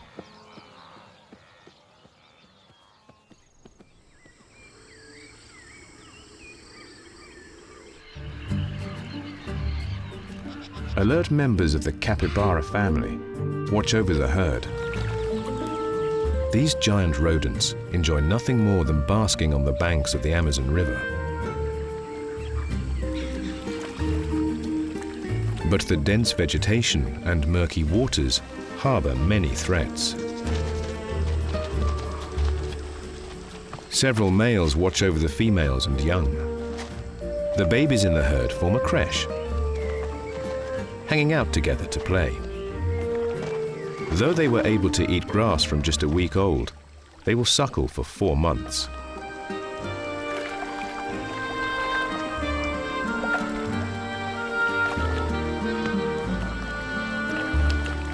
The mothers in the group will suckle other pups, not just their own. It seems like a blissful life, but in the Amazon there are many predators, and the plump-bodied capybaras are a favorite prey. The pint-sized pups ought to spend more time looking out for danger and less time annoying the adults. It's this type of distraction that can spell disaster.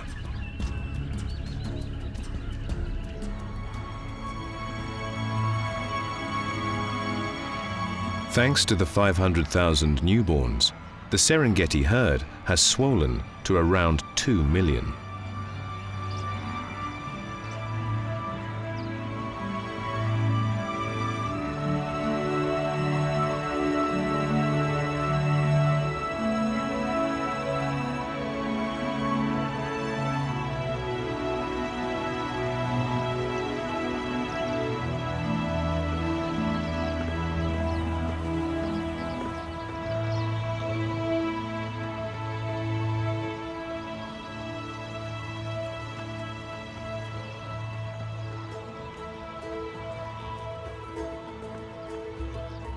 They are doing well, but there are a lot of mouths to feed.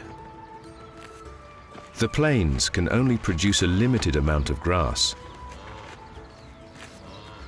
And so more than predators, accidents or natural disasters, the biggest threat to the wildebeest's lives is running out of food. 75% of all deaths are caused by starvation. For that reason, the herd must keep on the move, making sure they don't stay too long and overgraze any one place. The masses of megafauna attract an abundance of predators. Cheetahs are famous for their speed, but to achieve that title, they've had to sacrifice bulk. Lightweight and lanky, a single cheetah would really struggle to tackle a wildebeest. But male cheetahs, usually brothers from the same litter, form coalitions. Now with combined might, they confidently approach any prey.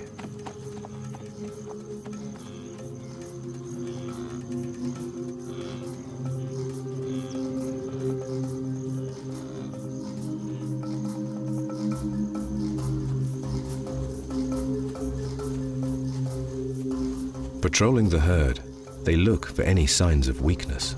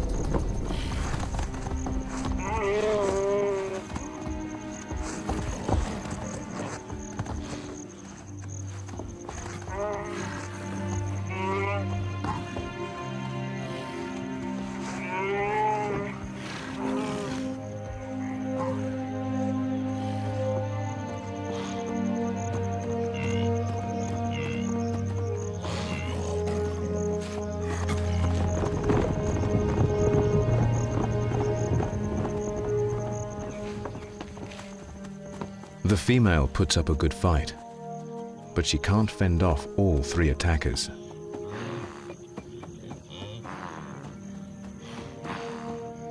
Disaster could be around the corner for any member of the herd, but today, this unlucky one will feed the cheetahs, meaning the rest of the herd will live to see another day.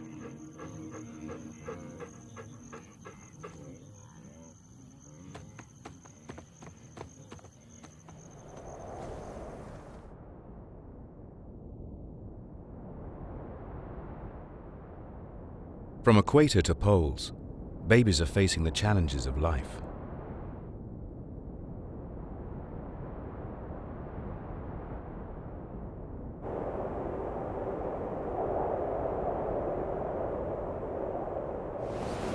Polar bears rule the Arctic, the unchallenged top predators.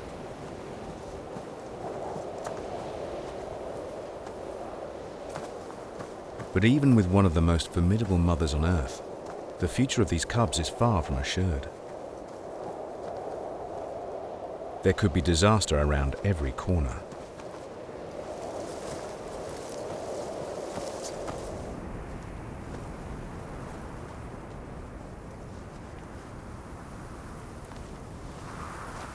The mother polar bear keeps her cubs close to her side.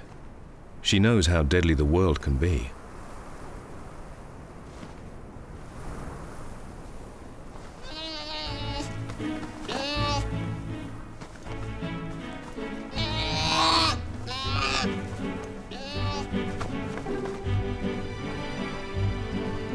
But the little ones are carefree.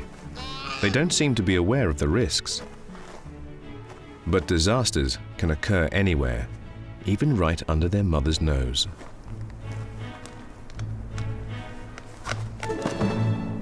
We all imagine predation to be the main threat to life, but more animals die from accidents than anything else.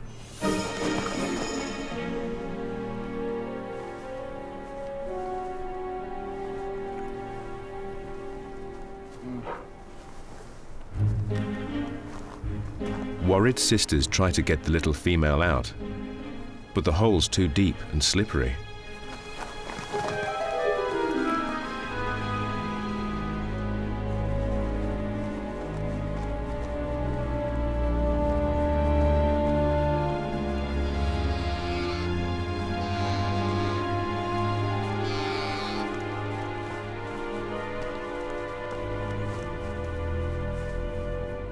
At first, Mother doesn't seem to notice how close her family is to disaster.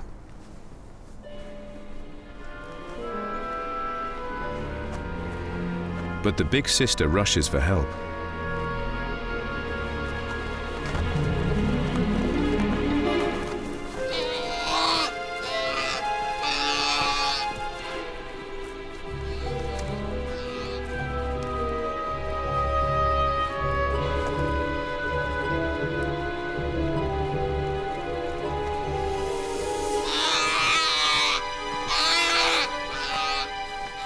Eventually, Mum gets the message.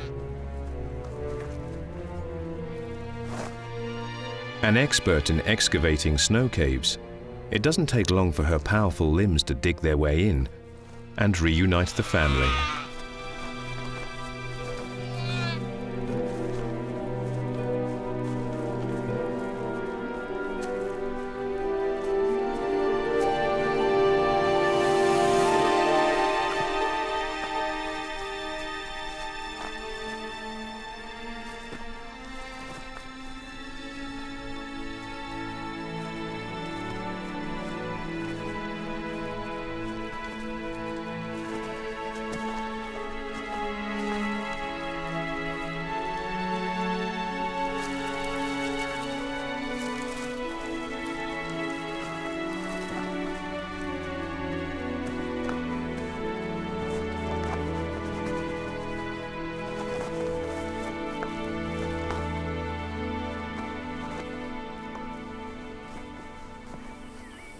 Disasters can turn up at the most unexpected of times.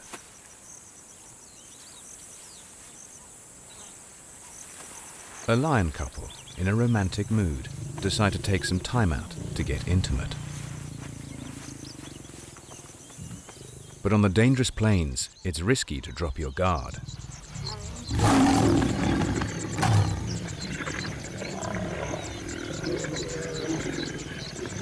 Their lovemaking has attracted an audience.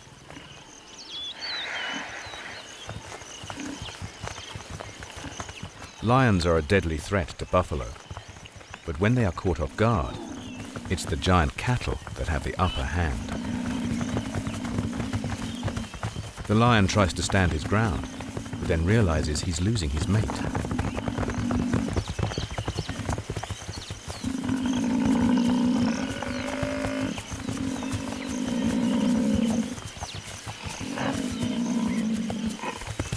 The buffalo would like nothing more than to rid their home of a pair of pesky lions.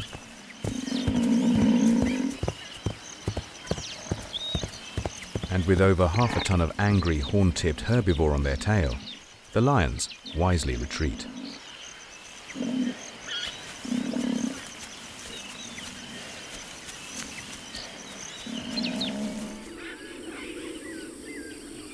Foreboding skies create an atmosphere for the creatures of the Amazon.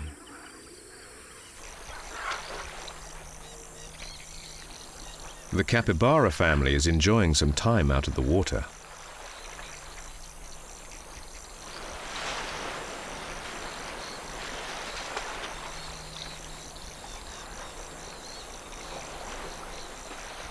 Their favorite food is grass, and when the temperature isn't too hot, they leave the riverbank to graze.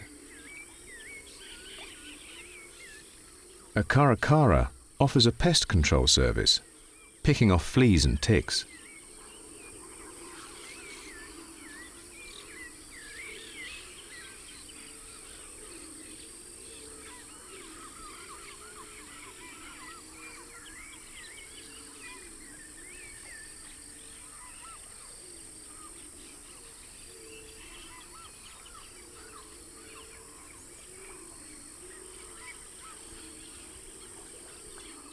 But it doesn't work for free. It seems to take a drop of blood as payment for services rendered.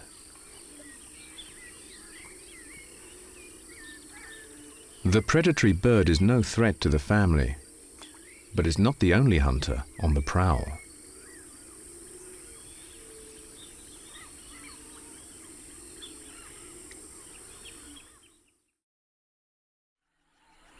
The jaguar, the biggest cat on the continent, and for its size, the strongest and most muscular of all cats.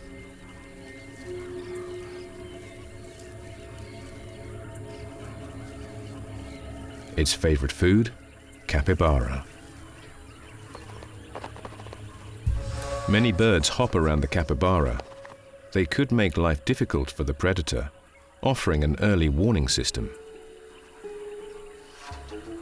But with the herd spread out to graze, there are fewer pairs of eyes watching over the crash.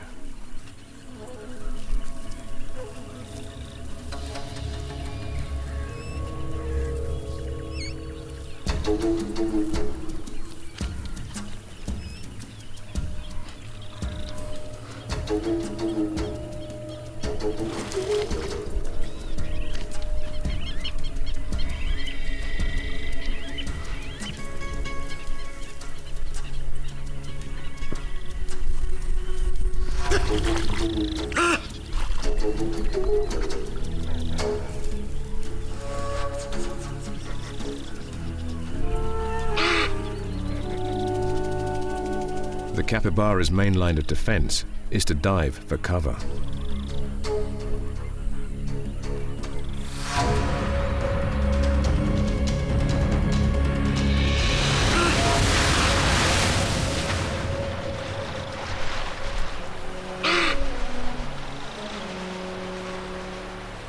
But the jaguar can also swim. Even the creche, the babysitters, or the watchful birds weren't enough.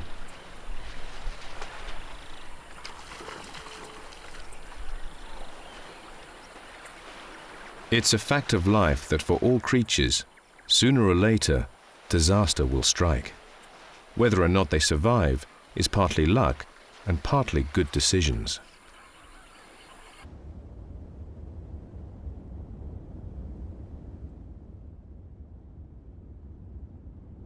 The mountains of East Africa stop the passage of clouds. Moisture can't get to the plains.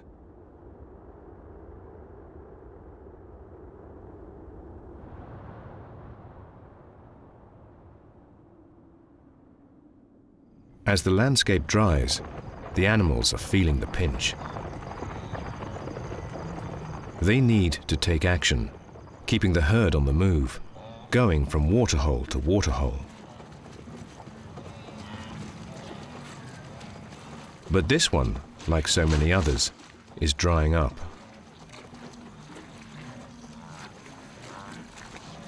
Mud can be an unexpected enemy. Like quicksand, it sucks their bodies down. The smallest calves barely have the strength to pull themselves free. Fighting the mud may result in damaged limbs. But an animal that stays trapped risks starvation. And either way, it's a beacon to predators.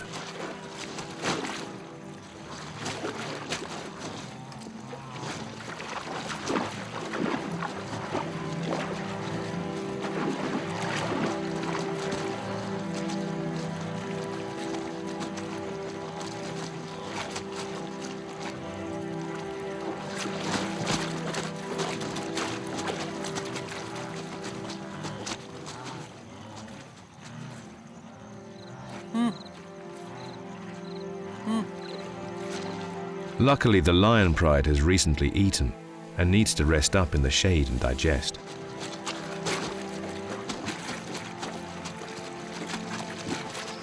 A moment's reprieve. Perhaps fate is smiling on our calf today. He manages to wriggle free. But now he faces a far greater threat. He's lost his mother.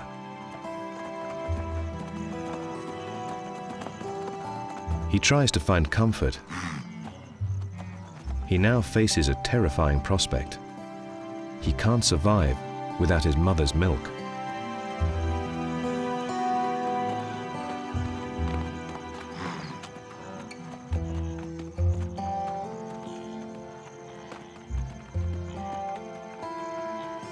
Luckily, his mother is also looking for him. Their bond is strong, and neither will give up.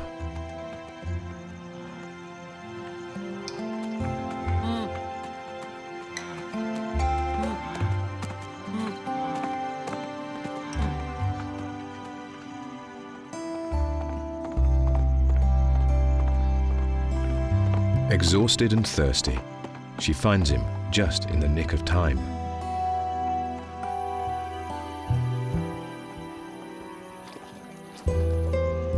Disaster averted, they rejoin the herd. He's been lucky once, but for this little one, his challenges are just beginning. He needs to regain his strength, ready for the biggest and most dangerous journey of his young life. He'll need to keep up for over 1,000 kilometers. The Great Migration has begun. Another trek is getting underway. The polar bear family is on the move. The great bears spend their entire lives walking in an endless quest for food. And to do that, they can find themselves walking on thin ice.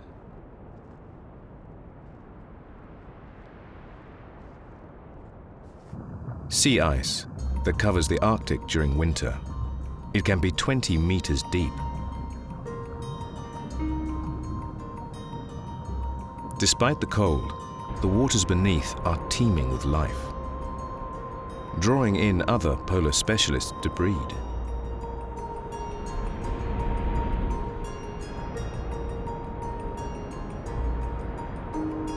Ringed seals use their claws and teeth to carve out snow caves that they can use as a nursery. For their first few weeks, the pups will need to lie low. Their luxurious white fur keeps them warm, but only works when it's dry.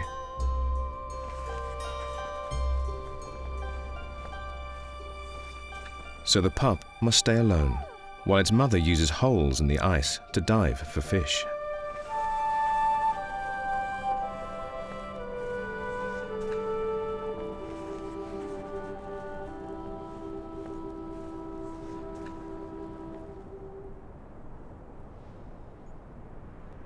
Though the seals are active hunters of fish, in this desolate landscape, there are many larger predators that would gladly have a seal supper.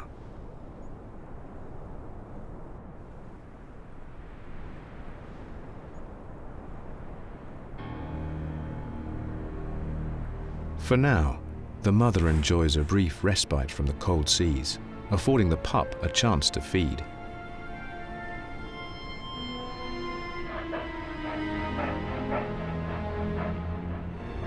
Seconds from disaster, the adult seal uses a breathing hole in the ice to disappear, leaving the helpless pup.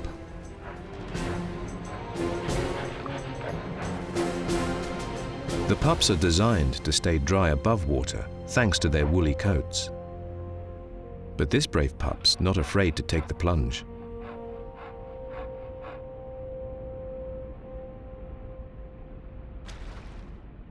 His bravery saved his life.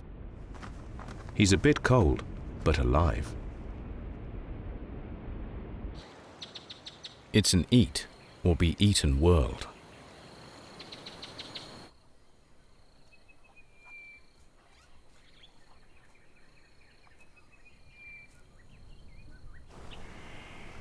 Harmless animals do their best to lie low.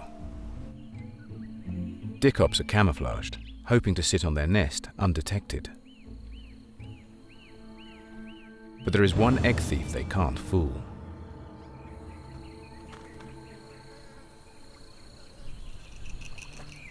A hungry monitor lizard.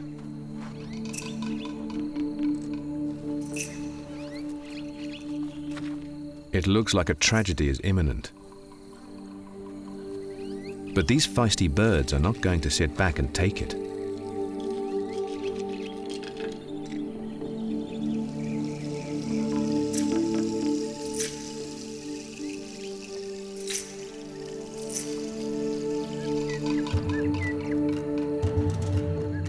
They mob the monitor.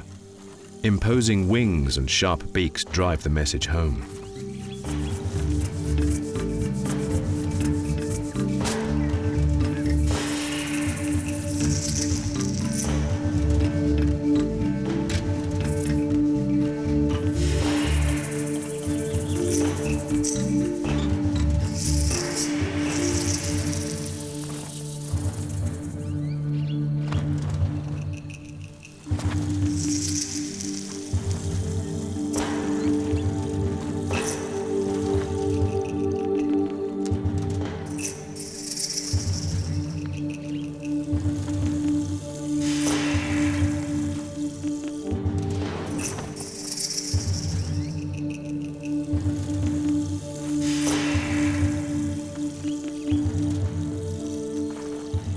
Another disaster averted.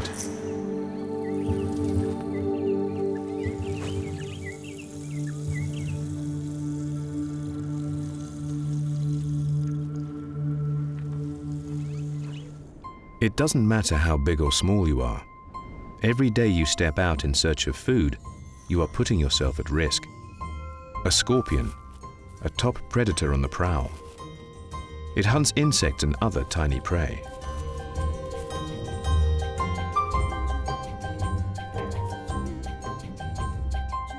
But like all animals, it too can be seconds from disaster. The bigger bug is a predatory praying mantis.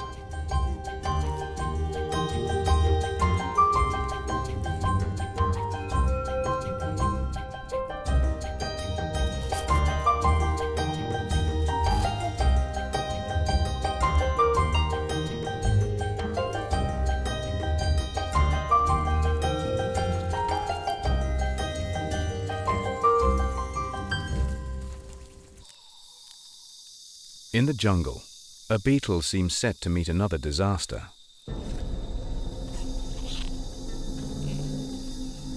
Praying mantis live all over the warmer parts of the world and are deadly hunters. Independently moving eyes and a swivel neck allow great precision. Spiny arms are drawn back, ready to strike.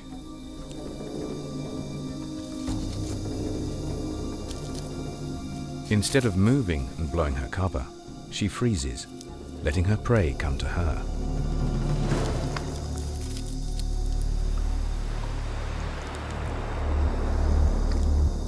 But she didn't spot another predator using the same camo technique to creep up on her.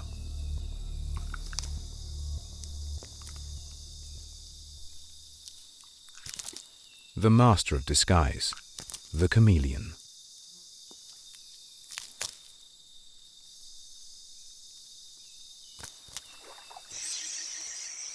Some creatures go to great lengths to try and avoid the dangers of the world.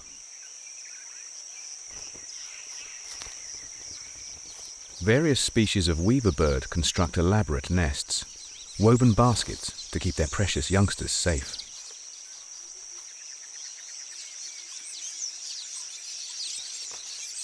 Their eggs and chicks will grow up in the baskets, out of the reach of most predators.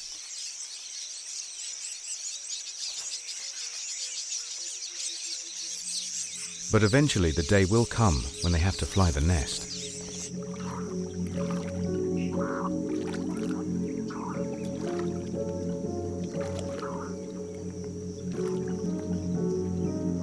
A stealthy killer lurks in the reeds.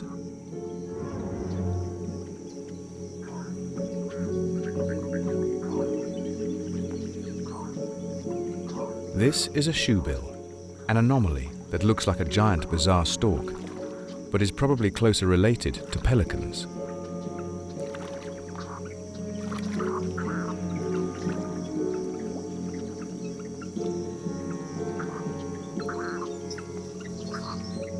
Towering over a meter tall, its huge sharp beak, more than 20 centimeters of power, is designed to behead large fish and other animal prey.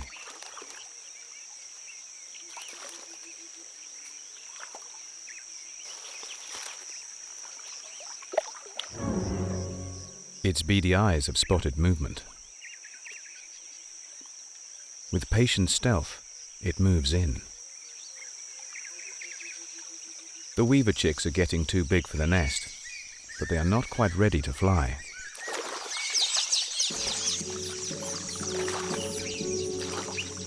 A deadly moment to get their timings wrong.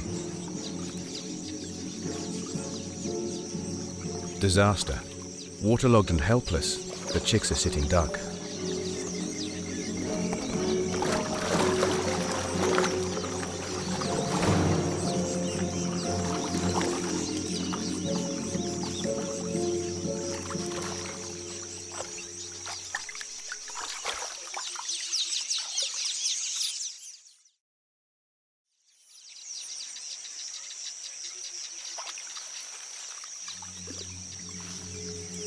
The other chicks bide their time, but so does the shoebill.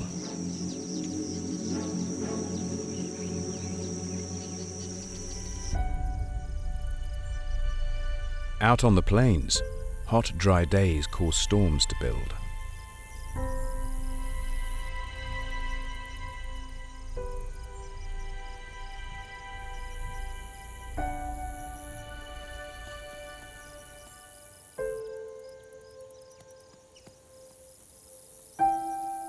But to a dry grassland, lightning can spell disaster.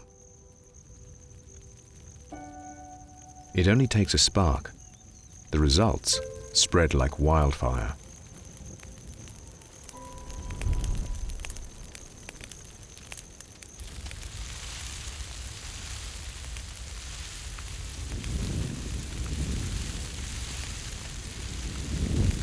Bushfires appear devastating, but they are a vital part of many ecosystems. They recycle nutrients by fertilizing the soil with ash.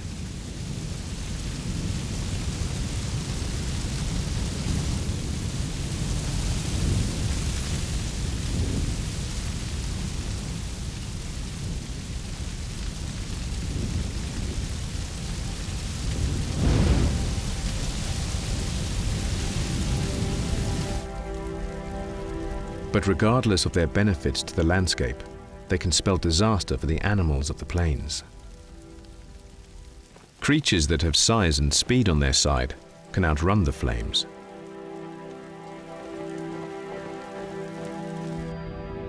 It's harder for the little guys.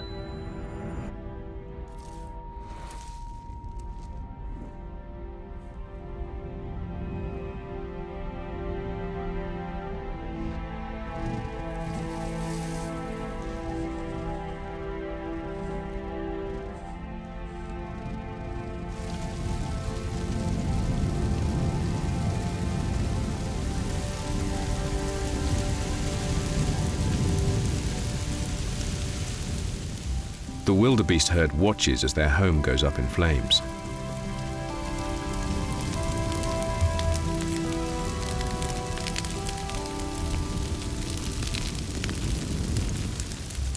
Marabou storks and other opportunists pace like undertakers along the edges of the blaze, waiting to snatch any small creatures flushed out by the fire or to pick over the carcasses of the dead.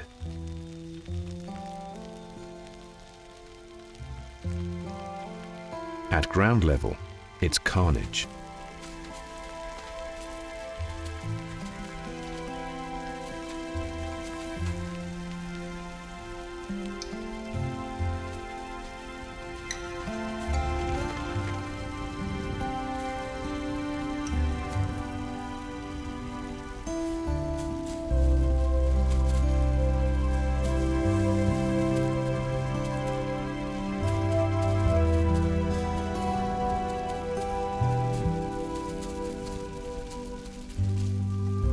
Once flames have swept across the plains, there is little for grazers like the wildebeest to eat.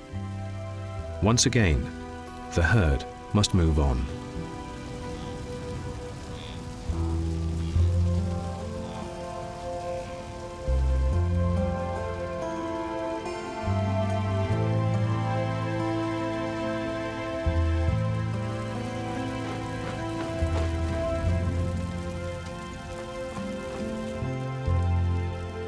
The sun sets, but the wildlife remains illuminated by the destruction.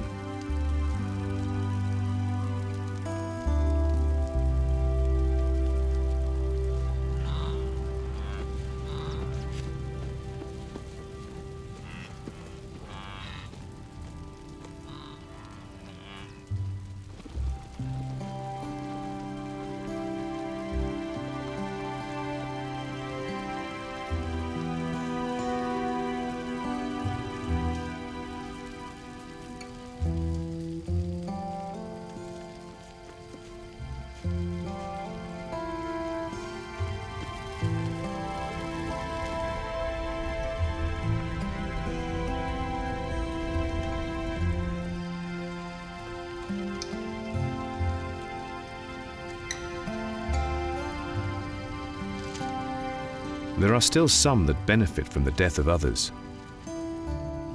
A nocturnal bush baby emerges to snatch a barbecued cricket.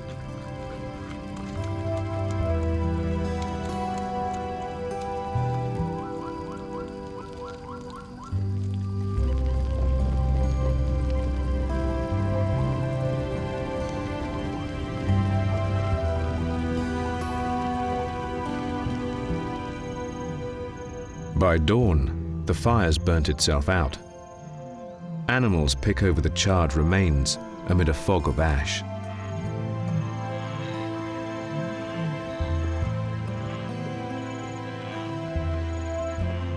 Set adrift once more, the herds march on. Our growing calf still flanking his mother.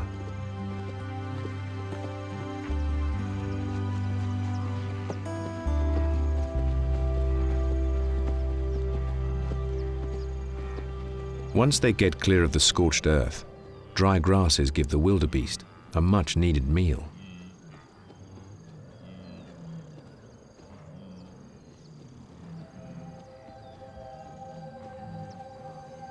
But as they feed up and rest, new tribulations await.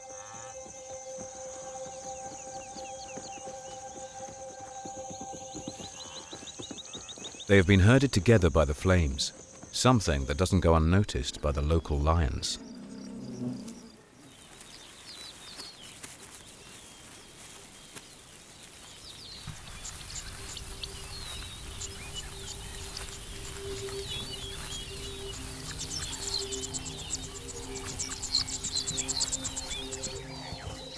One of these animals could be facing imminent disaster.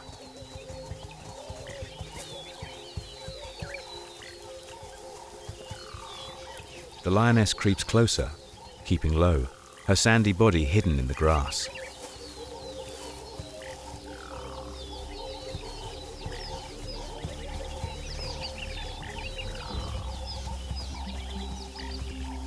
Patience will be the key to her success.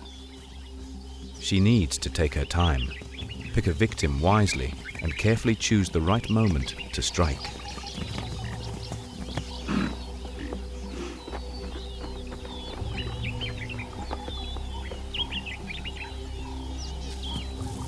She's a coiled spring, ready to pounce.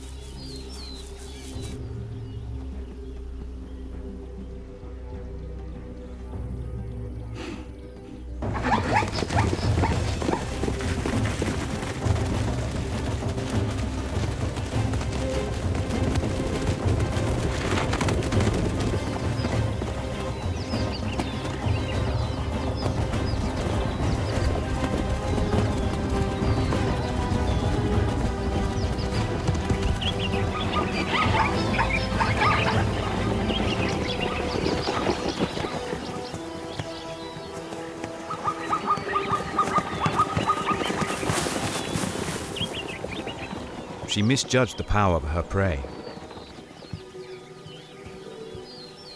A kick from the hard, sharp hooves of a zebra can be fatal.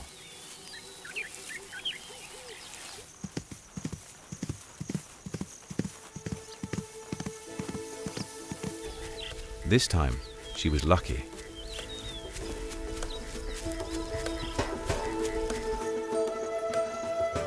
She might have lost her looks, but she'll survive.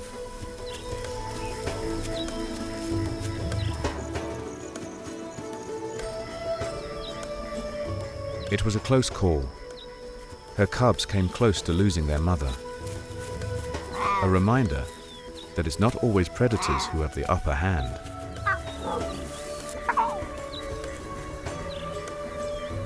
The herbivores win one round, but a greater threat lies ahead.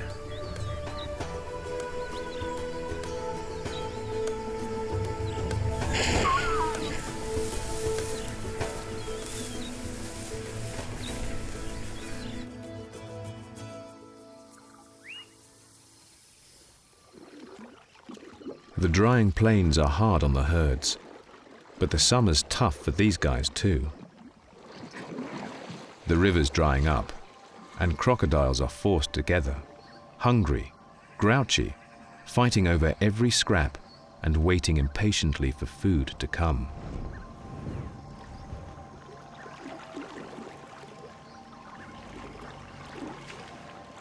It's not a good place for a catfish to hang out.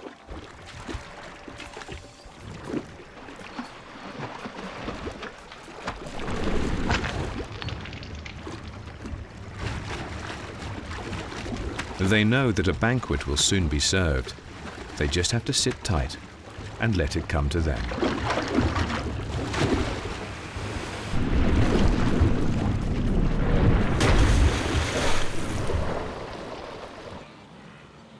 And it will come. To keep the vast herds fed, they must follow the rains across the plains to fresh grazing. No obstacles can stand in their way. The wildebeest know crocodiles hide in the rivers, but they have no choice. If they stay on the dry plains, they face death by starvation.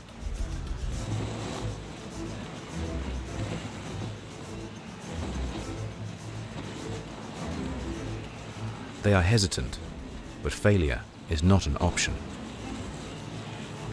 It just takes one to make the first move.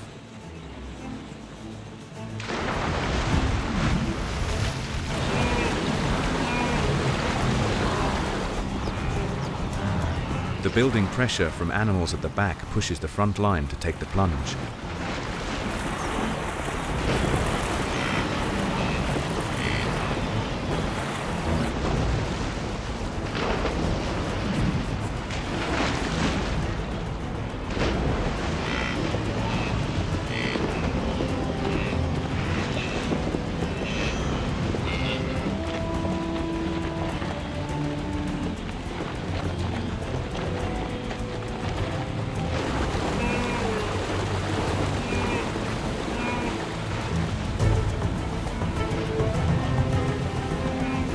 The crocs move in.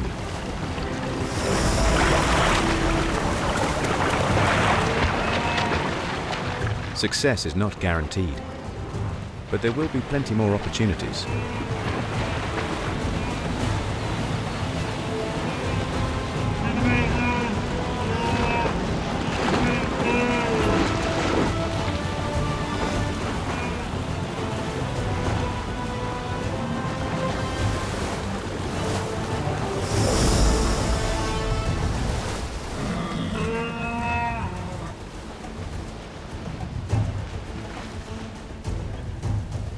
With muscular tails, the crocodiles can launch with force and slam shut their gin-trap jaws.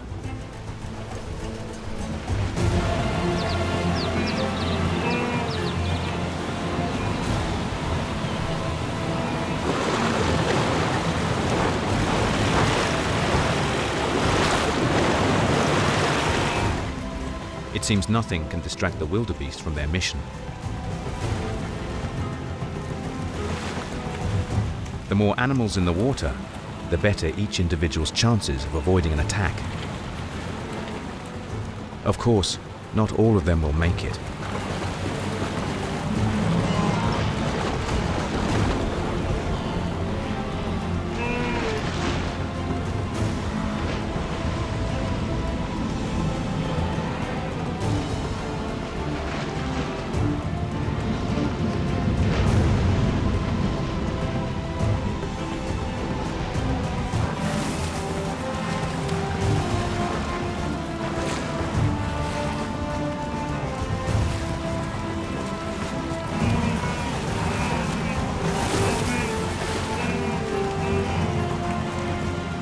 For everyone caught, hundreds make it across.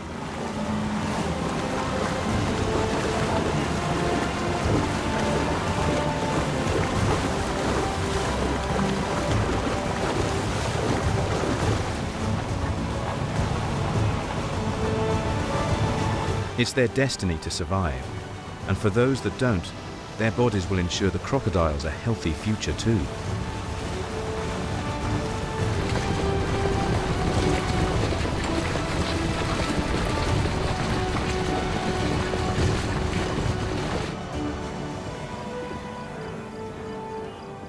Nothing in life is guaranteed. For any of these animals, disaster could be just around the corner.